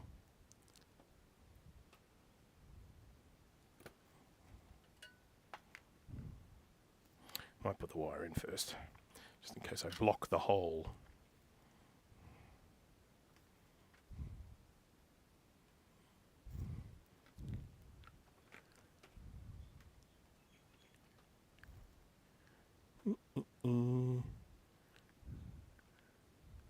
It would be a different story if some of those people that are writing comments and they said, I have built my own ultrasonic cleaner using the same method as you, and it doesn't work. That's a different story. I'd say, okay, no worries. Well, let's just talk about what's going on.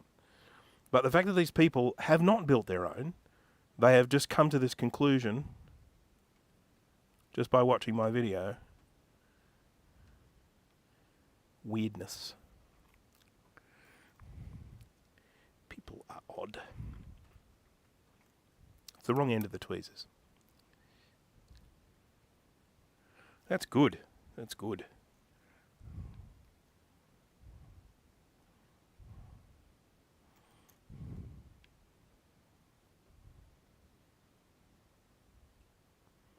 I hope this thing still fits together after I've done all these repairs.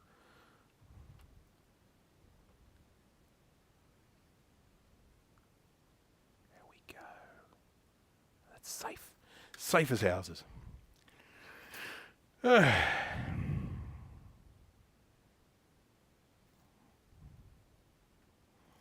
Alright. And what will happen to the houses? They will be consumed with the fire. Alright. So, multimeter again, because we like to be sure.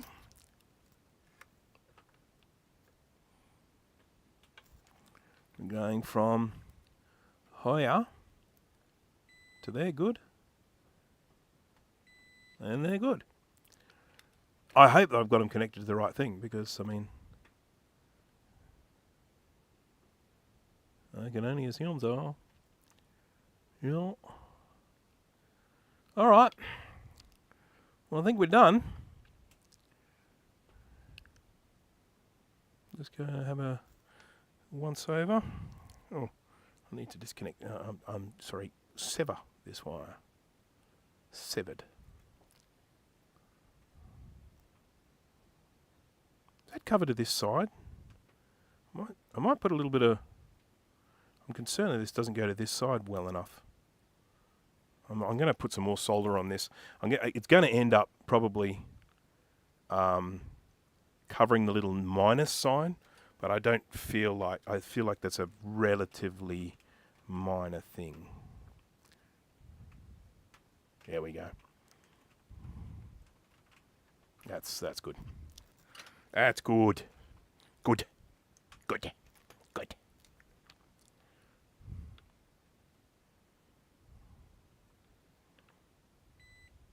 Great. My favourite Massive Attack song is Teardrops on the Fire. Yeah, that's off Mezzanine, I think, from memory. I'm also a big fan of the one before that, Protection or something like that. That one still had Tricky in the band. He left and went solo after that one, so he's not on Mezzanine. But that's got Karma Coma on it. I love the song Karma Coma. It's just, I love that song. Love it. Right. So this one is now destined for the ultrasonic cleaner. Once again, just so that we can remind ourselves of the scale we're talking about here. Oh, sorry. Shush. This is what I've been working on. This little guy. So all those little repairs have been on this little teeny thing. There we go. But look, if I was going to rate a Massive Attack album, Mezzanine has got to be the best they've done. That is just such an incredibly good album. Yeah. Right. Well, now I have to make sure I don't lose this before I put it in the ultrasonic. I might put it in this container in the meantime. Because I don't particularly like running the ultrasonic while I'm live streaming because it's so noisy. But there is the other thing, and that is that I haven't switched it on today. So it's not heated up. It's not ready for use. I want it to be all ready to go because I want to drop this thing in for like 5 minutes, if that. So I want the temp to already be up to temp and all temp and every temp and that. Okay. Whoops, yeah, this is his little battery that he gave me. I better put that in the container as well. Don't want to lose that. I'm just going to check to see what voltage this battery is. I'm guessing 1.5. I actually keep a very large supply of watch batteries because I like watches. So I may even have one of these if this one's not goodly. It is a tiny Macintosh, isn't it? Right. What do we got? We want multimeter. There we go. And so I was going to get the old probs and put that. Oops. Put that there and that there. 1.5 volts. Yep. 1.5864 volts. Patum patum. I'm going to do that like that. There we go.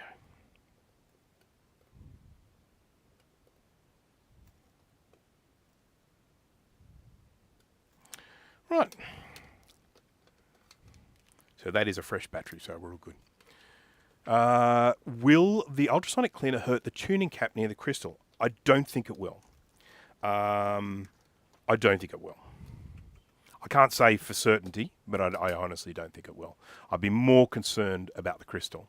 But I don't think it's too much of an issue with those, what do they call them, wishbone oscillators. I think they call them a wishbone oscillator or something like that, because I think, or a tuning fork or something like that. I don't think they're as bad as some of the other types of crystals that are out there. Right, now the next thing I want to do is see if I can get one of my watches working. So, and I think all it needs is a new battery, and then depending on how we're going for time, I might then do a floppy drive restoration. So this shouldn't take me long at all. So if anyone's going, oh, I haven't seen a good floppy drive restoration in a while, and getting all excited, that's what's in store. Tell your friends. Yep.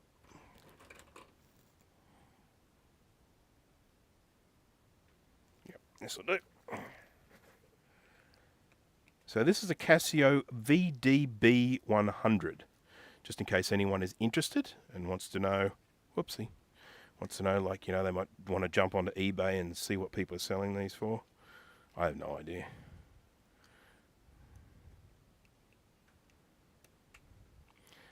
I got this as a gift from my parents. They went overseas many, many, many years ago, and they did a stopover, I think, in Singapore. 2016. Crap, that's the one battery I don't have. I think. We'll have a look. Or is it 2025 I don't have? 2025 I don't have. I do have 2016s, so we're all good. 2016. Shoot, shoot, be doop. There we go. Energizer 2016. These are all my batteries. All my watch batteries. Thankfully, these sorts of batteries last a really long time in storage. So I'm going to pop that there.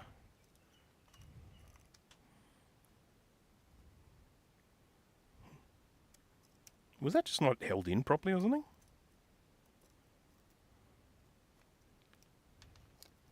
Where's the old battery? So have I just put the old battery back in? Have I done something that stupid? Minus 0.12. Yes, this is the old battery. This is definitely the old battery. It has 0.12 volts. That is no good to us at all. This is the new battery. This has 3.298 volts.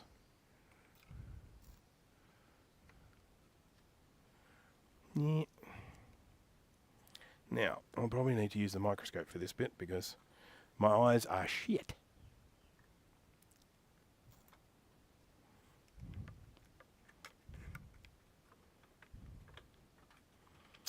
Shoot. Oh, crap. Shoot, shoot, ba-doop. This goes across that way there. I need to put it around that way. No, not that way.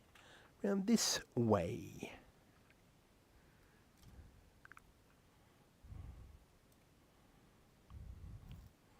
Now, why aren't you clipping in there, my good friend?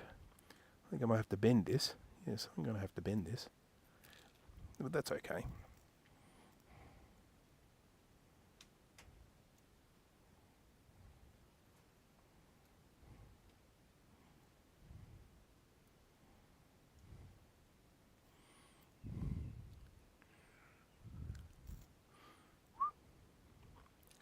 Let's now have another crack at it.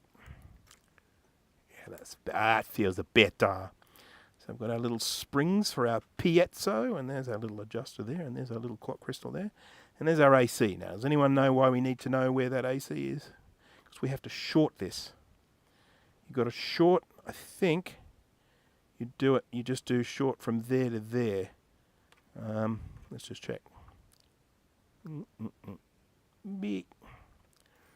Beep, beep, beep, beep, beep. Hey, it says open. It knows the back's not on. It's clever. Right. Does YouTube still do the save function for comments? I'm not sure what that is. What is that? I can't say if they still do it because I don't know what it is. This used to have like a rubber seal around the outside, but unfortunately that seal is gone now. It's it just don't work no more. It's sort of it was got all big and it didn't fit into the space anymore. So it's like, okay, you're gone. No more seal. Like as in Kiss by a Rose. That sort of seal.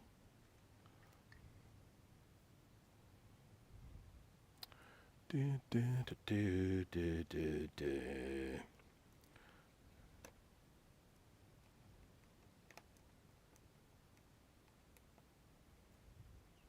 So I have someone sent me some floppy drives for repair the other day. You want to know how many they sent me? I'll let you guess. It's more than one and it's less than 10.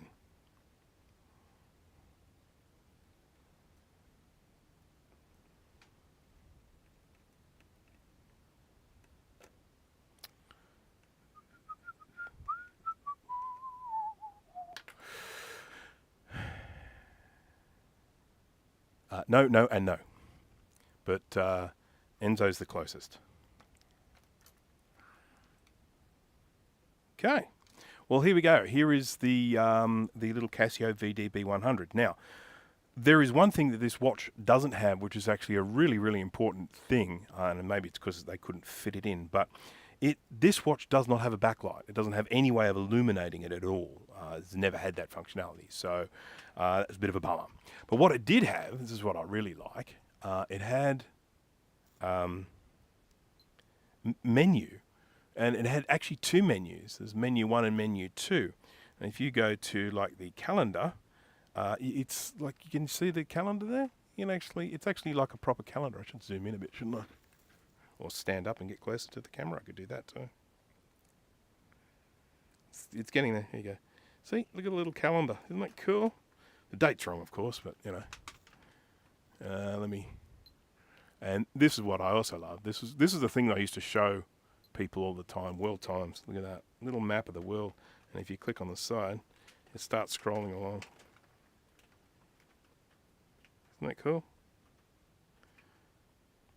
There's a contrast adjustment as well, so if you're having trouble seeing it, you know, with this you can actually change it. This time is not correct, so please do not look at this and say, that is wrong, because I know it is wrong. So, yeah. Yeah, so 8. I did, 8 is the answer, of course, how many floppy drives I have, given the fact that someone guessed 6 and someone guessed 9, and I said 9 was the closest. 9 was the closest. It kind of has to be 8, doesn't it?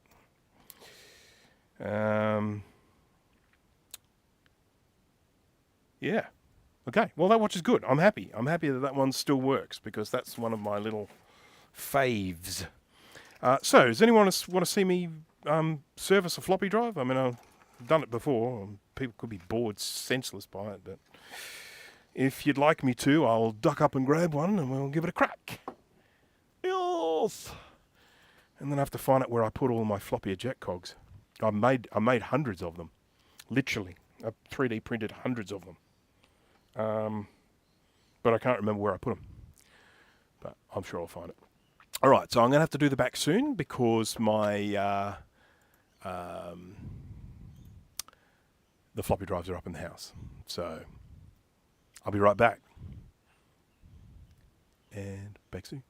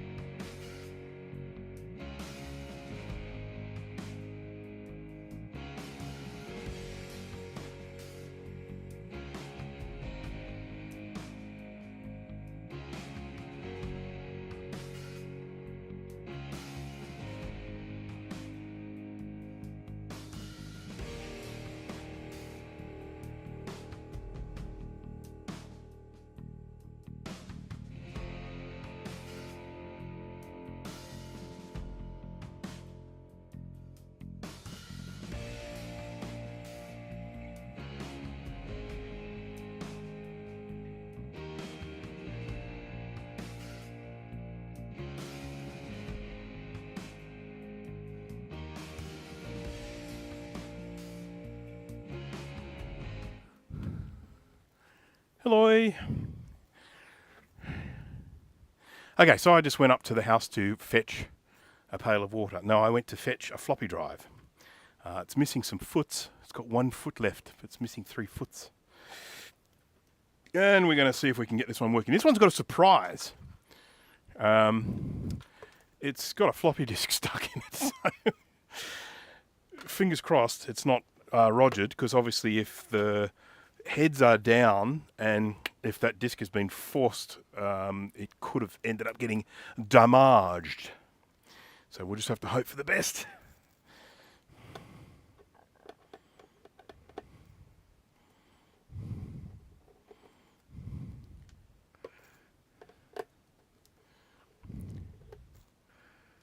Iron reading tool.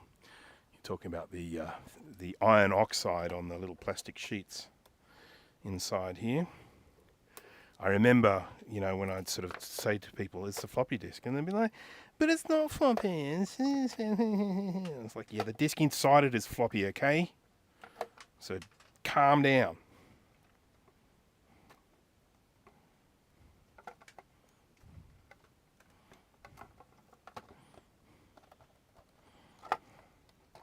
Right, let's put some screws in here so we don't lose them. And then we've got to get this out. How's it held in?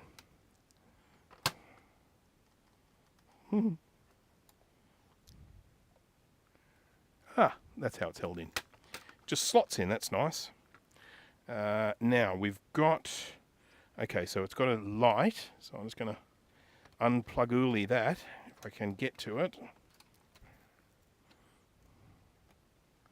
There we go.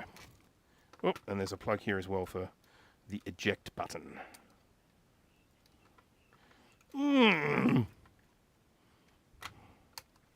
Come on, you thing. With your sorcerer's ways.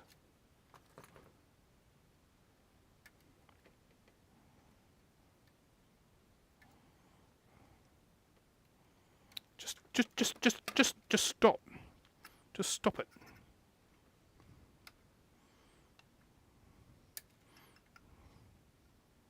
Why are you being such a thing?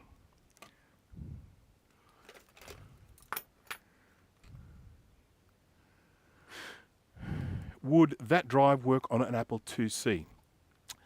I think so, as long as it has a particular ROM version. So there are 4 different types of ROM for the IIc, I think, if I'm not mistaken in it. And I think that it will work with some of the ROMs, but not necessarily the original ROM. That's what I think. But I am no Apple II expert, so you probably need to find that out from someone who is an Apple II expert. I used to be an Apple II expert, but I don't know shit anymore because I've forgotten. It's all such a long time ago. Right. Oh, you can daisy chain these. How cool is that?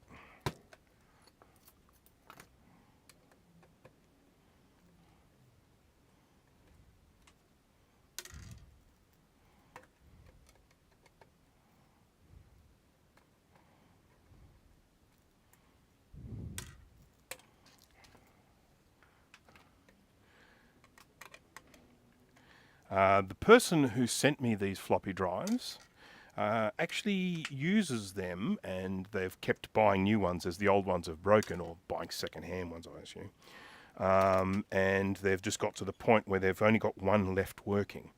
And they're getting a little bit worried because they do actually use their, these are from an Apple IIgs, and they use their Apple IIgs part of a business they run, or a charity they run, I think I should say.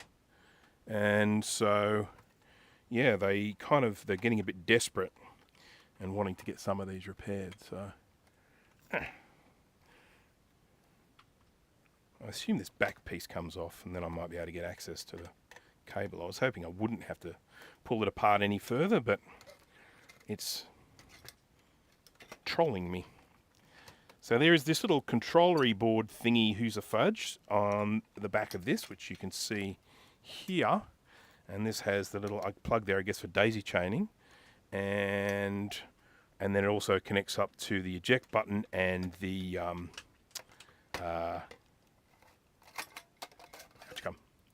eject button and the light. It's got a little drive light. I'm going to put this part back together so I don't lose the screw. I'll probably have to undo it again when I reassemble.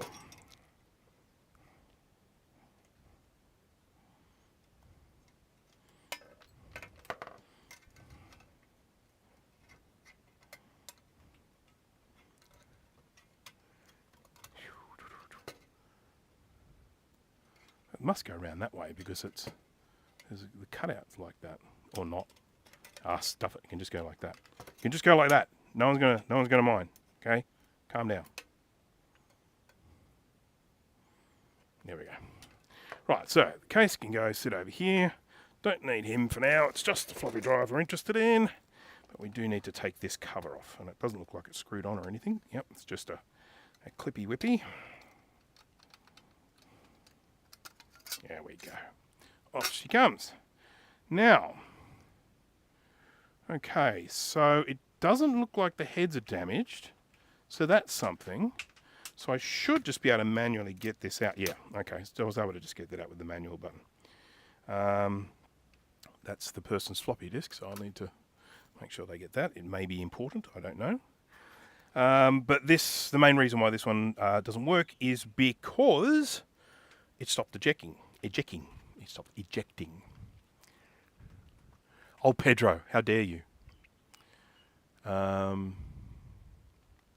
welcome, Pedro, by the way. So I have just finished repairing a watch. Fingers crossed. I'm going to ultrasonic it before I test it. But I thought I'd move on to doing just a quick little floppy restoration while we're at it, while we're here. And yes, we know what the problem with this is going to be. It's going to be the old gear cheese. So a few things that we need to do in order to restore these. Got to kind of clean and lube up this section here. And again, I'll probably put that in the ultrasonic cleaner, so I won't necessarily do it here. But in order to take this top bit off, it's all pretty straightforward. First thing we need to do is we need to close the mechanism, and you can do that by pushing this in and... Oh, this is a 800K, isn't it? Yeah, this is only an 800K drive, so all you have to do is push this in and... push this in and... The bloody... the ejector's drive is jammed. So let's take this out. Yeah, so this is only an 800K drive, not a 1.4 megabyte super drive.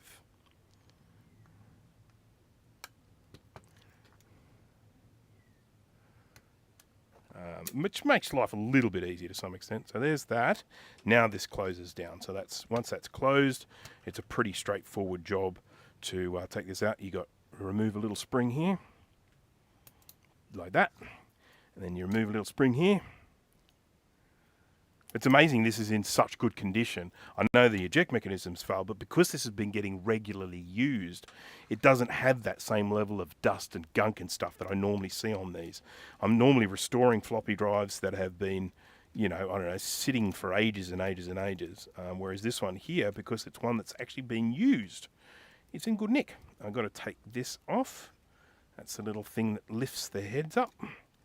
And then this can just slide out. So that's our mechanism here. And this one is in incredibly good shape. But yeah, I'll give it the works anyway. I'll give it a good clean. Same with this. It's just silky smooth. This one's amazing. It's incredible. Right, so, but of course this is the problem. We know this is the problem. It's always the problem.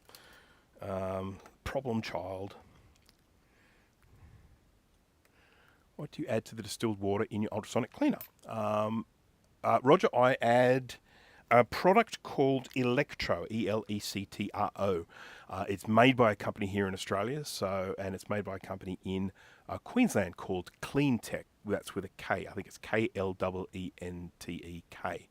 Where are you located, Roger? Because, yeah. Oh, look at this one.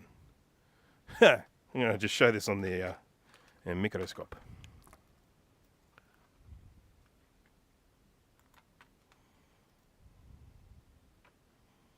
Gonna lust some teeth on that there. Got no teeth on that. Gonna have to replace.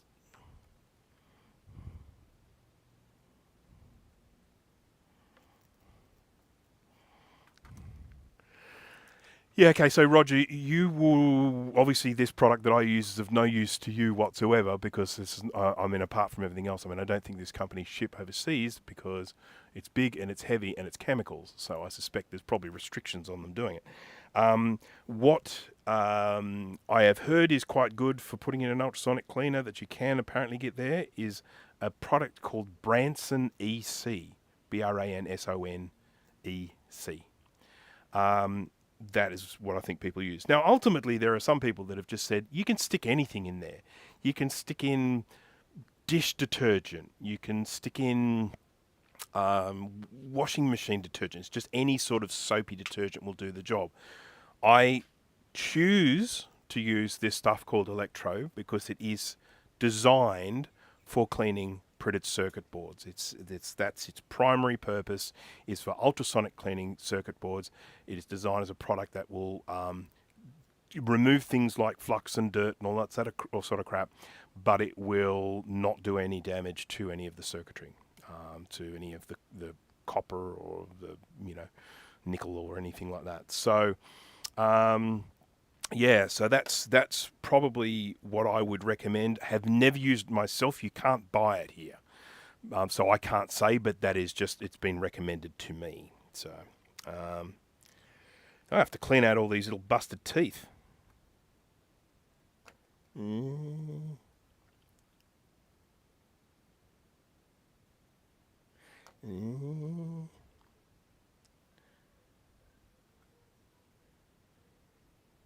My neighbour is laughing at something.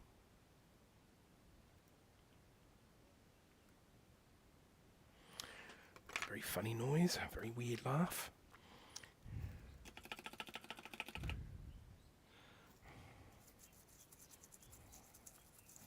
So just getting rid of all that old grease, and then I'll dry it, and then I'll put new grease on. Why is it wobbling? Is the table wobbling? Oh, I think it's making this cable pull the camera. That's why we're getting so much wobble. Sorry about that, everyone.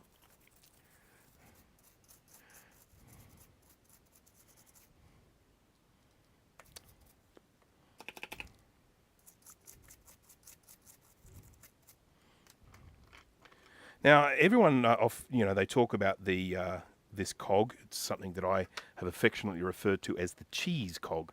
I call it the cheese cog because when it gets old, it becomes like a cheese, kind of like a parmesan or a pecorino, something like that. Don't eat it. That's probably the first takeaway.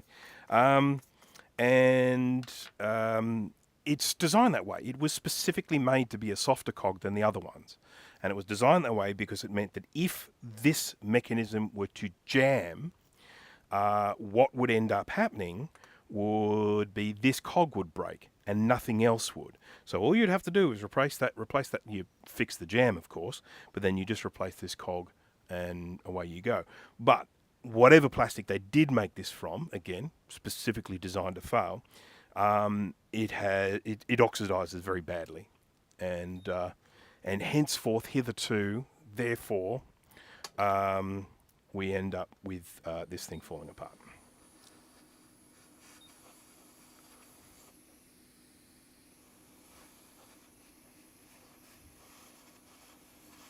All right, just clean that up, and then I'll be able to put some new grease on it.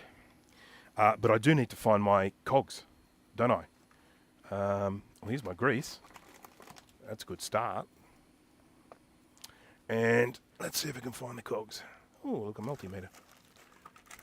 I mean, I'm sure they're on this table somewhere. About as sure as a person can be. What the hell is that?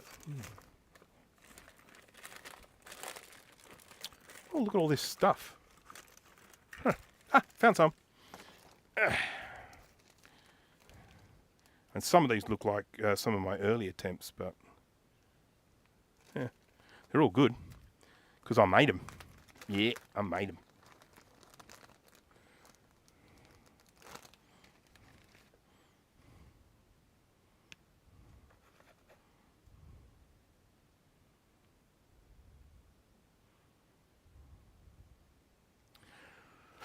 Or is this where I put all the rejects? That's always possible.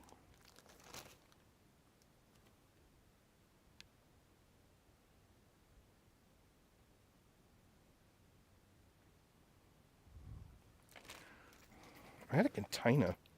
I'm sure I had a little plastic container with them in. Little plastic container.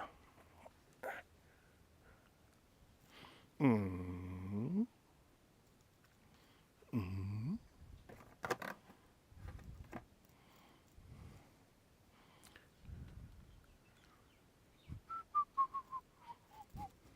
Yeah, if this works, I'll keep it. I mean, I'll just use it.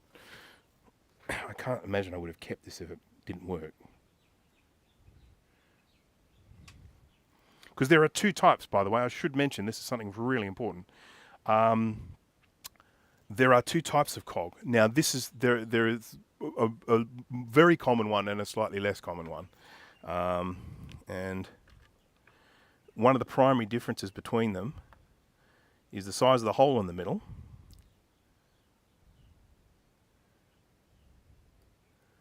It appears to be okay. We can test him out with my nifty little power supply. This is a 12 volt motor, so that's how many volts we have to give it to make it spin, though it will spin with a lot less than 12. I need to make longer leads. I really need to make longer leads. Should I do that now? Found them!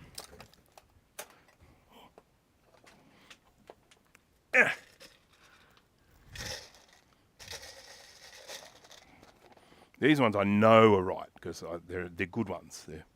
So we'll just pretend like that one never existed.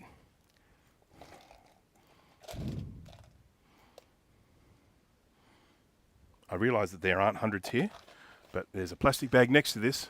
That's where the rest of them are. Okay.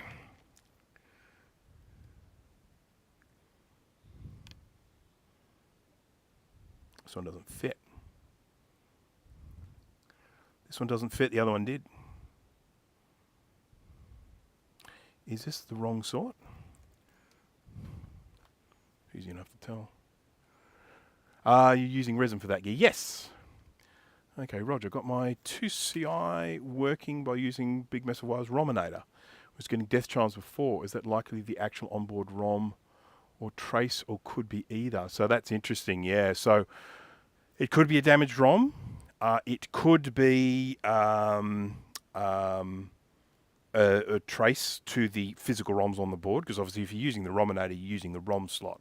So there could be that. But there is another thing as well, and that is the Rominator doesn't do the same sort of memory test as the built-in ROMs. So what you may find is that you have a bad RAM sim somewhere. What I would recommend is, if you have got it up and running, fire it up, run... what's it called? Run, what's that testing thing called? Snooper. Run Snooper. And, whoopsie.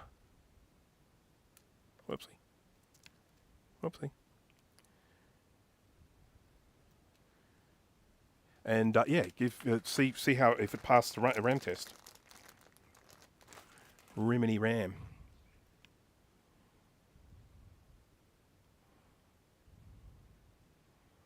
I like the clear ones.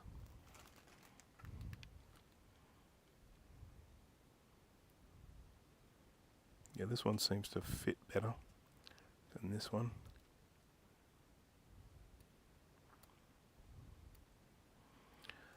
What I did was I actually went in and completely remade the model for these. I know that there are models, STL files for this on the interwebs, but I wanted to make mine.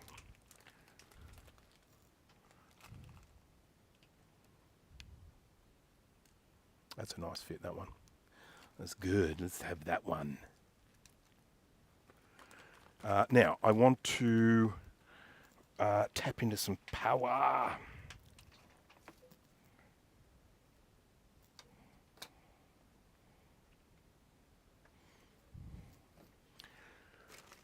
You know what I'm going to do? I'm going to make... I've been meaning to do this for friggin' ages, and I may as well just do it. Because I'm here now, and you're here now. I've got some clips here.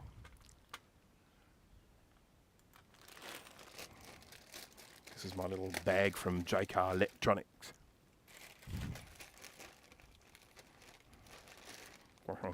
Banana clip. And some alligator clips. And I'm just going to make myself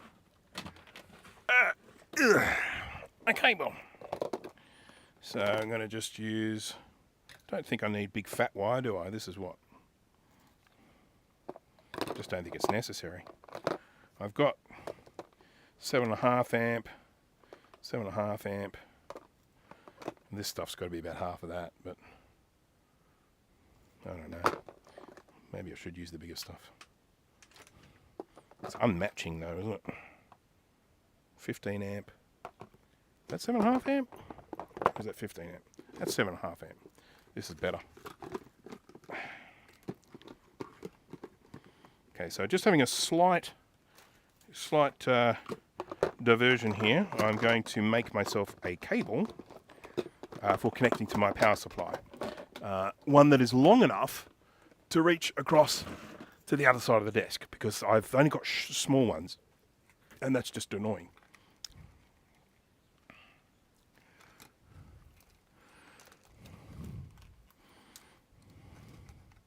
Seven and a half. There we go. So they're matching wires. That's nice. So I want this to be. I'll put some cable ties around this so that it stays together. I want it to be. That's probably long enough there. Let's do that. Oh, someone's cooking something. Oh, it smells good. It smells good. It's like onions on a frying pan or something. Yum, yum, yum, yum, yum, yum, yum,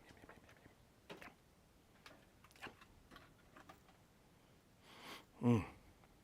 Haven't figured out what I'm going to do for dinner yet. Going to have a bit of a think.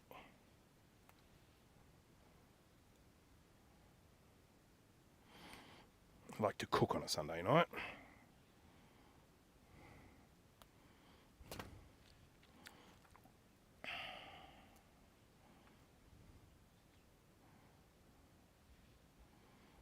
Do.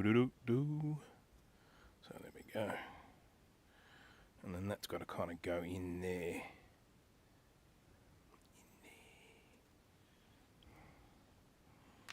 So it's a bit long.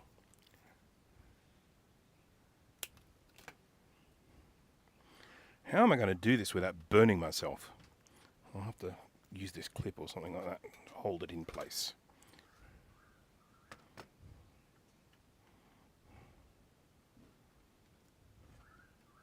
There we go. That should do it. Do. Smells like stirry fuck. I'd be a bit worried about what they're cooking if that was the case. Gotta wait for this to heat up.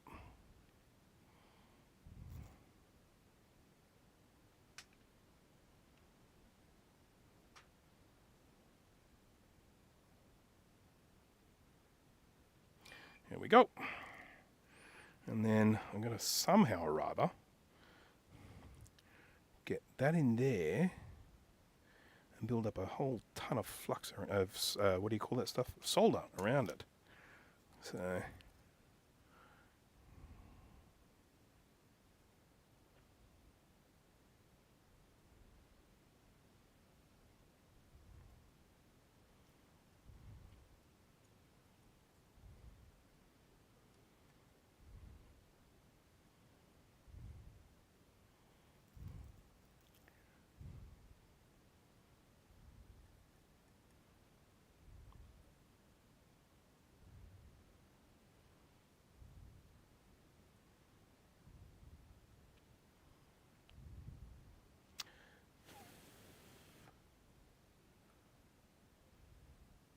it's really holding its heat. which you would expect because it's a big chunk of metal. Okay, that looks pretty good. I'm content with that. And then we're just going to do the same for the black side. Sorry if this is a little bit boring, my folks. It is not my intention to be boring, but every now and again a practical job comes along that I have to do, and it's like, yeah, this isn't going to make very good viewing, but it still needs to be done.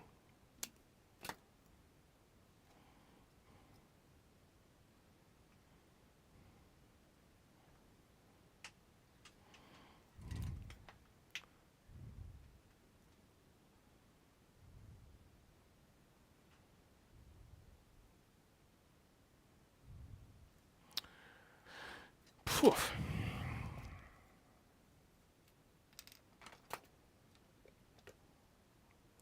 What the hey? This one's already got some solder in it. Someone stiffed me. Oh no, wait a minute. This isn't the new one. This can't be the new one. This one's in shit condition.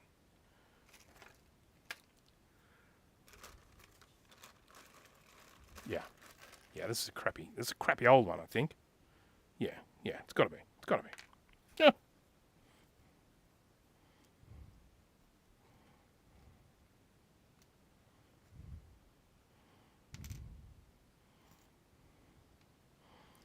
Boop, boop, boop, boop, boop, boop, boop.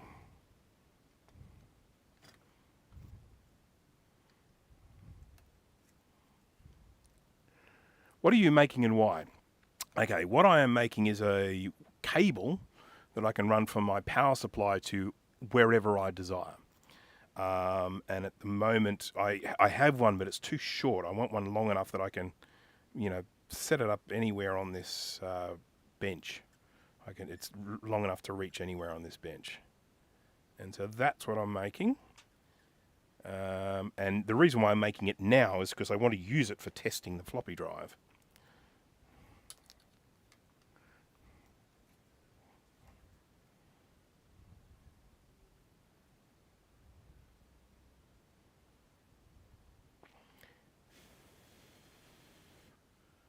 Feels like that's solid.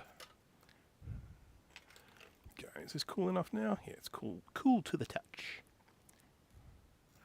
I'm just using 7.5 amp wire because that is hot. I'm not likely to go with anything, particularly high power running through this. So I'm good with that. Which one's newer?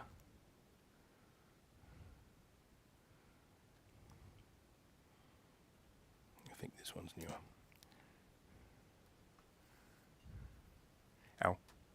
Leads with, yes, what you just said, banana leads with alligator clips, or croc clips as we call them here in Australia.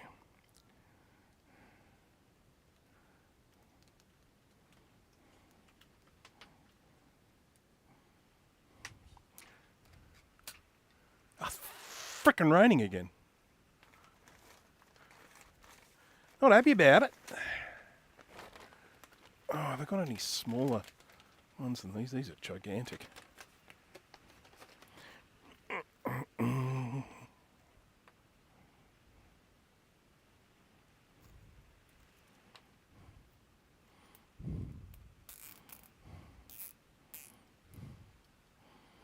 I'll probably clip these off and put smaller ones on, because up in the house I know I've got a whole stack of tiny little whatever these things are. But it just means that they'll stay together and I won't get them lost. And then I've got these. And these are, okay, so they're just a screw-in type jobby. I'll probably solder it anyway. Fudge-a-rooney.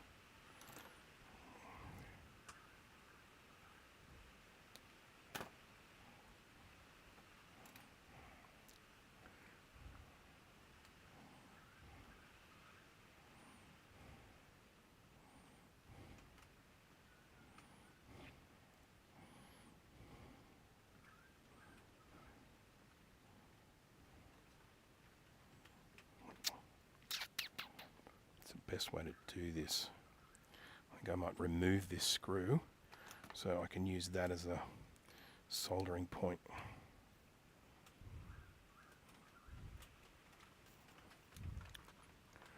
Feels like we haven't had a full week of good sun for a while now. Yeah, it's been pretty miserable. It had been very dry, so I guess we probably can't complain. So, but, yeah.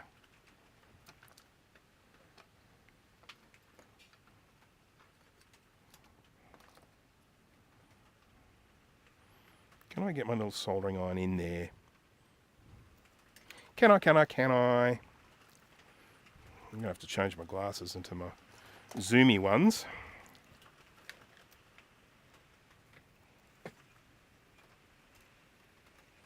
I'll start off by trying to get some solder onto here.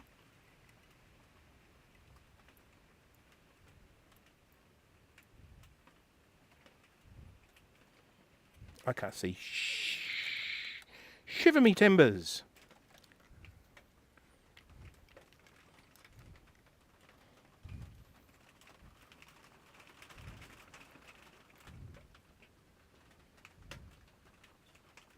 Okay, that does appear to be...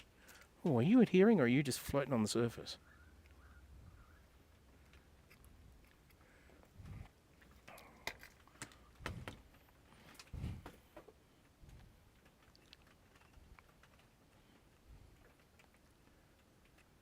Okay, that's working. North.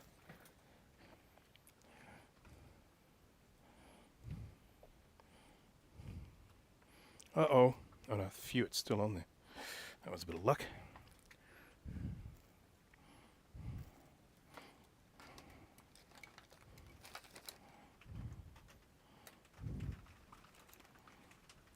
Yeah, thank you. It's on. It is on here. I thought I lost it, but...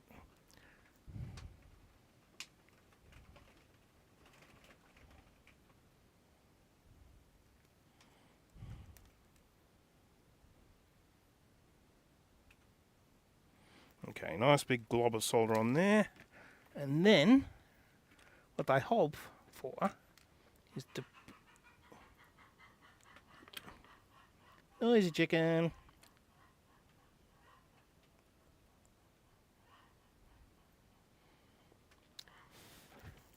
That worked out quite well.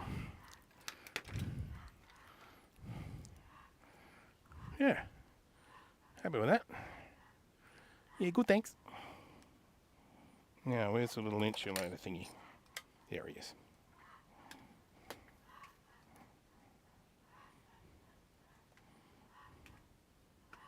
What about that bloody noisy chicken, eh?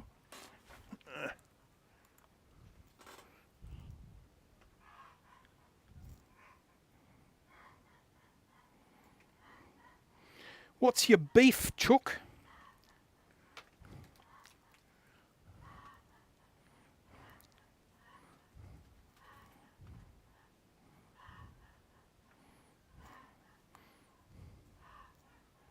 Can't say I've ever seen Chicken Run.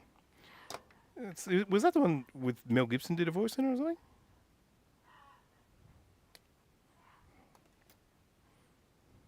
Or something?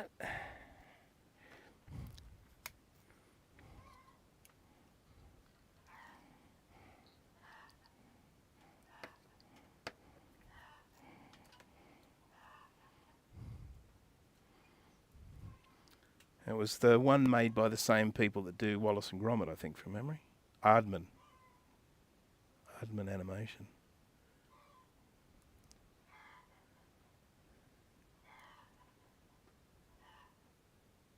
Okay, nice bit of solder on the wire.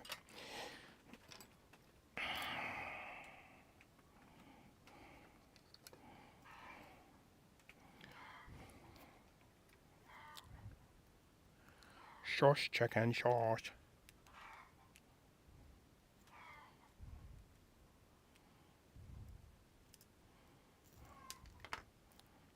Sorry, the time is a little bit out. You'll be hearing this at a different time than you'll be seeing it. So.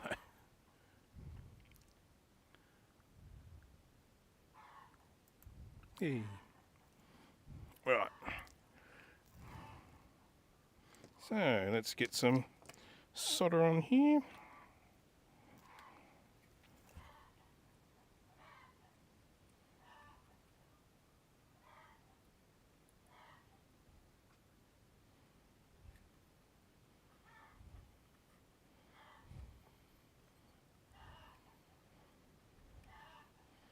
looking good. We're nearly done, folks. We're nearly done. Then we can actually start using it.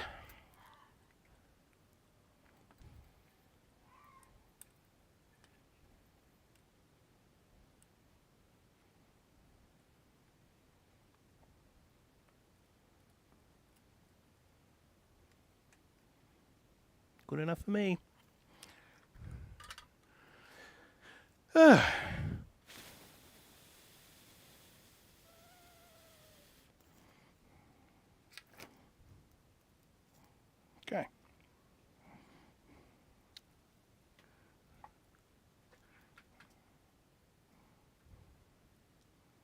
Ta-da! Right, so now we're going to plug this in. We're actually going to make use of it straight away. That goes into the positive, and it goes into the negative, and the voltage goes up to, oh, that's too much, 12.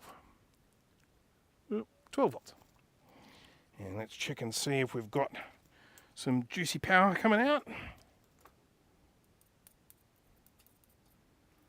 We do have power coming out because it's shorting. It's not giving enough to give us any sparks though, so I apologise if anyone was hoping for sparks. Right.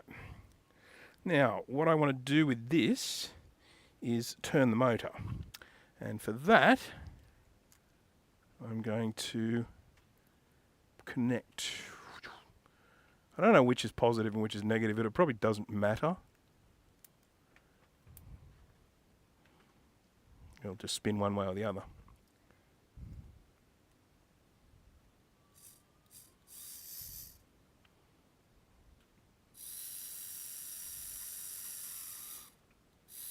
Well, my cog is definitely spinning.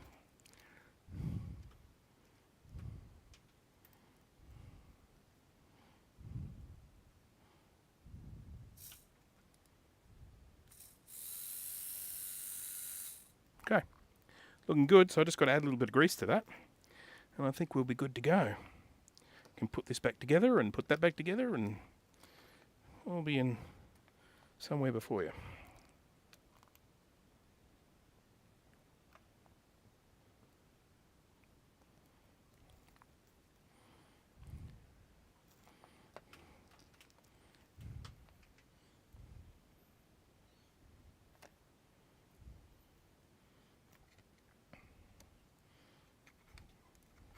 I think I've watched all of the Wallace and Grommets. I may have missed one.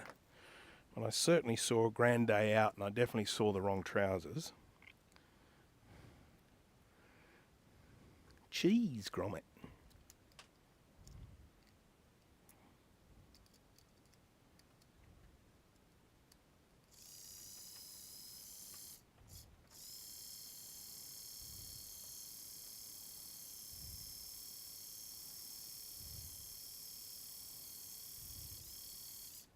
Well, I hope it's got enough oomph.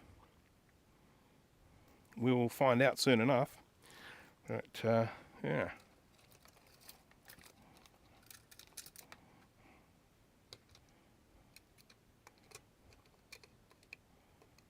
I haven't done any other restoration on this drive. I will, but I'm just going to test it out as it is. I'm just going to apply power to it. I'm not actually going to connect it into a computer or anything like that.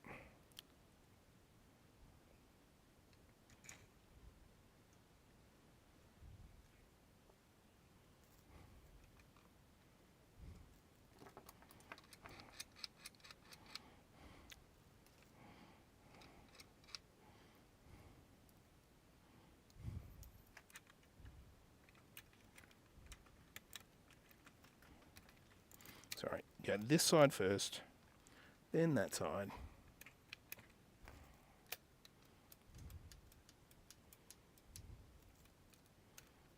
Oh, crap sticks. I have to fiddle with this a little.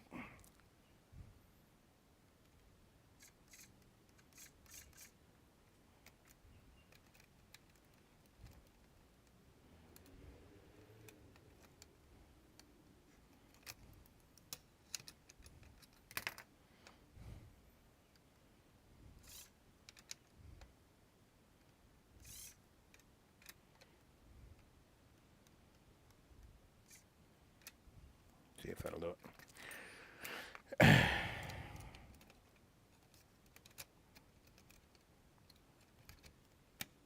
There we go, we're in.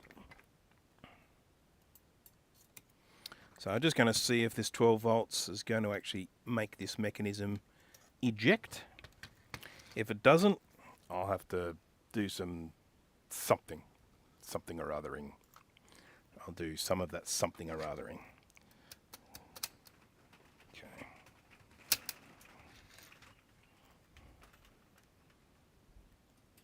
Oops.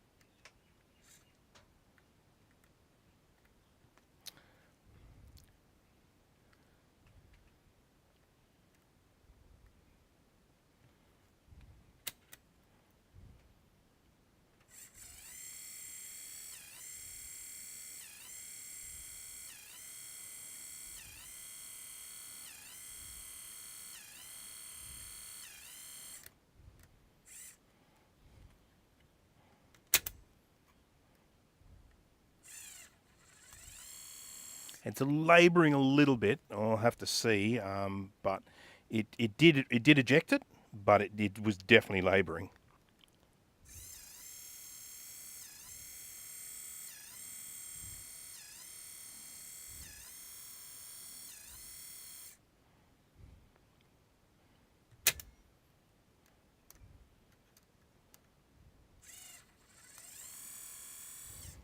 But anyhow, on the whole, reasonably good. Still got to clean all of this top part, but you know, I think doing reasonably well there. Maybe not necessarily as good as new, but hopefully I will be able to make it functional.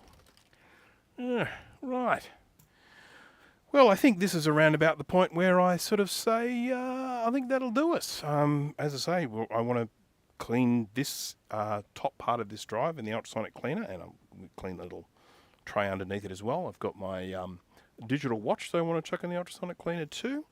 And then we'll check and see how it goes. Now, if the watch does work at the end of this, I will probably post a picture on my Facebook page. So anyone who doesn't follow my Brankus Creations Facebook page, please do that, because that's generally where I put updates for things that I've started in the live stream and then haven't finished.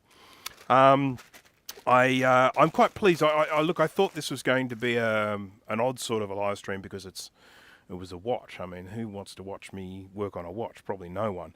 But as it actually turned out, it was a really good little exercise in trace repair. You know, we located at least, I don't know, was it like 5 or something busted traces, something like that, and then repaired them with the little wires and solder and my nice new Styri V5 flux. Thank you to Styri for that. And I was really, really very happy with the outcome. I mean, if it still doesn't work, I'm not sure that there's much more I can do, but at least I know I have repaired those things. I've fixed them up, so I'm very pleased about that. Okay, so as usual, your soldering videos help me get into as a hobby. Cheers, you're most welcome. Is it Marimakori? I'm not quite sure how to pronounce it. I apologise if I just made a mess of that. I'm good at that. Have I said hello to you, Sadmac356? I'm not even sure if I have, but if I haven't, hello. Just in time for me to say goodbye. Yes, everyone who has joined, thank you very much. Thanks for keeping the chat lively and keeping me company while I was doing all this stuff. So that's great. I really appreciate it. I do hope to see you at the next live stream. I'm hoping my next video out will be this review for this multimeter oscilloscope combo thing. I'm going to try and actually get a little bit of stuff filmed with that today when I get back up into the house. And yeah, as I say, I've been really impressed with this little device. It's a nifty little thing. Yes, once again, thank you. Please smash the like button if you haven't already. If you have already, don't smash it again because that switches it off. We just don't want that at all. Okay, switch that off and that off. My screen goes off. Stupid screen does that. When I switch my soldering iron off or on, the screen switches off. And then it comes back on again. So, thank you all again. I do appreciate you taking out your time to come and join me for this live stream. I'm hoping to probably do a live stream again next week. We'll see. how that all goes. And I'll have to find the button here because I've got things piled up in front of the screen. So, where is it? Intro. Outro, there it is. I called it outro. Intro. Outro. There. All right. Okay. Thanks again, everyone. Hope to see you at the next live stream. Thank you for joining me, and hopefully you enjoyed yourself at least a little bit. And I hope to see you at the next one. So, bye-bye.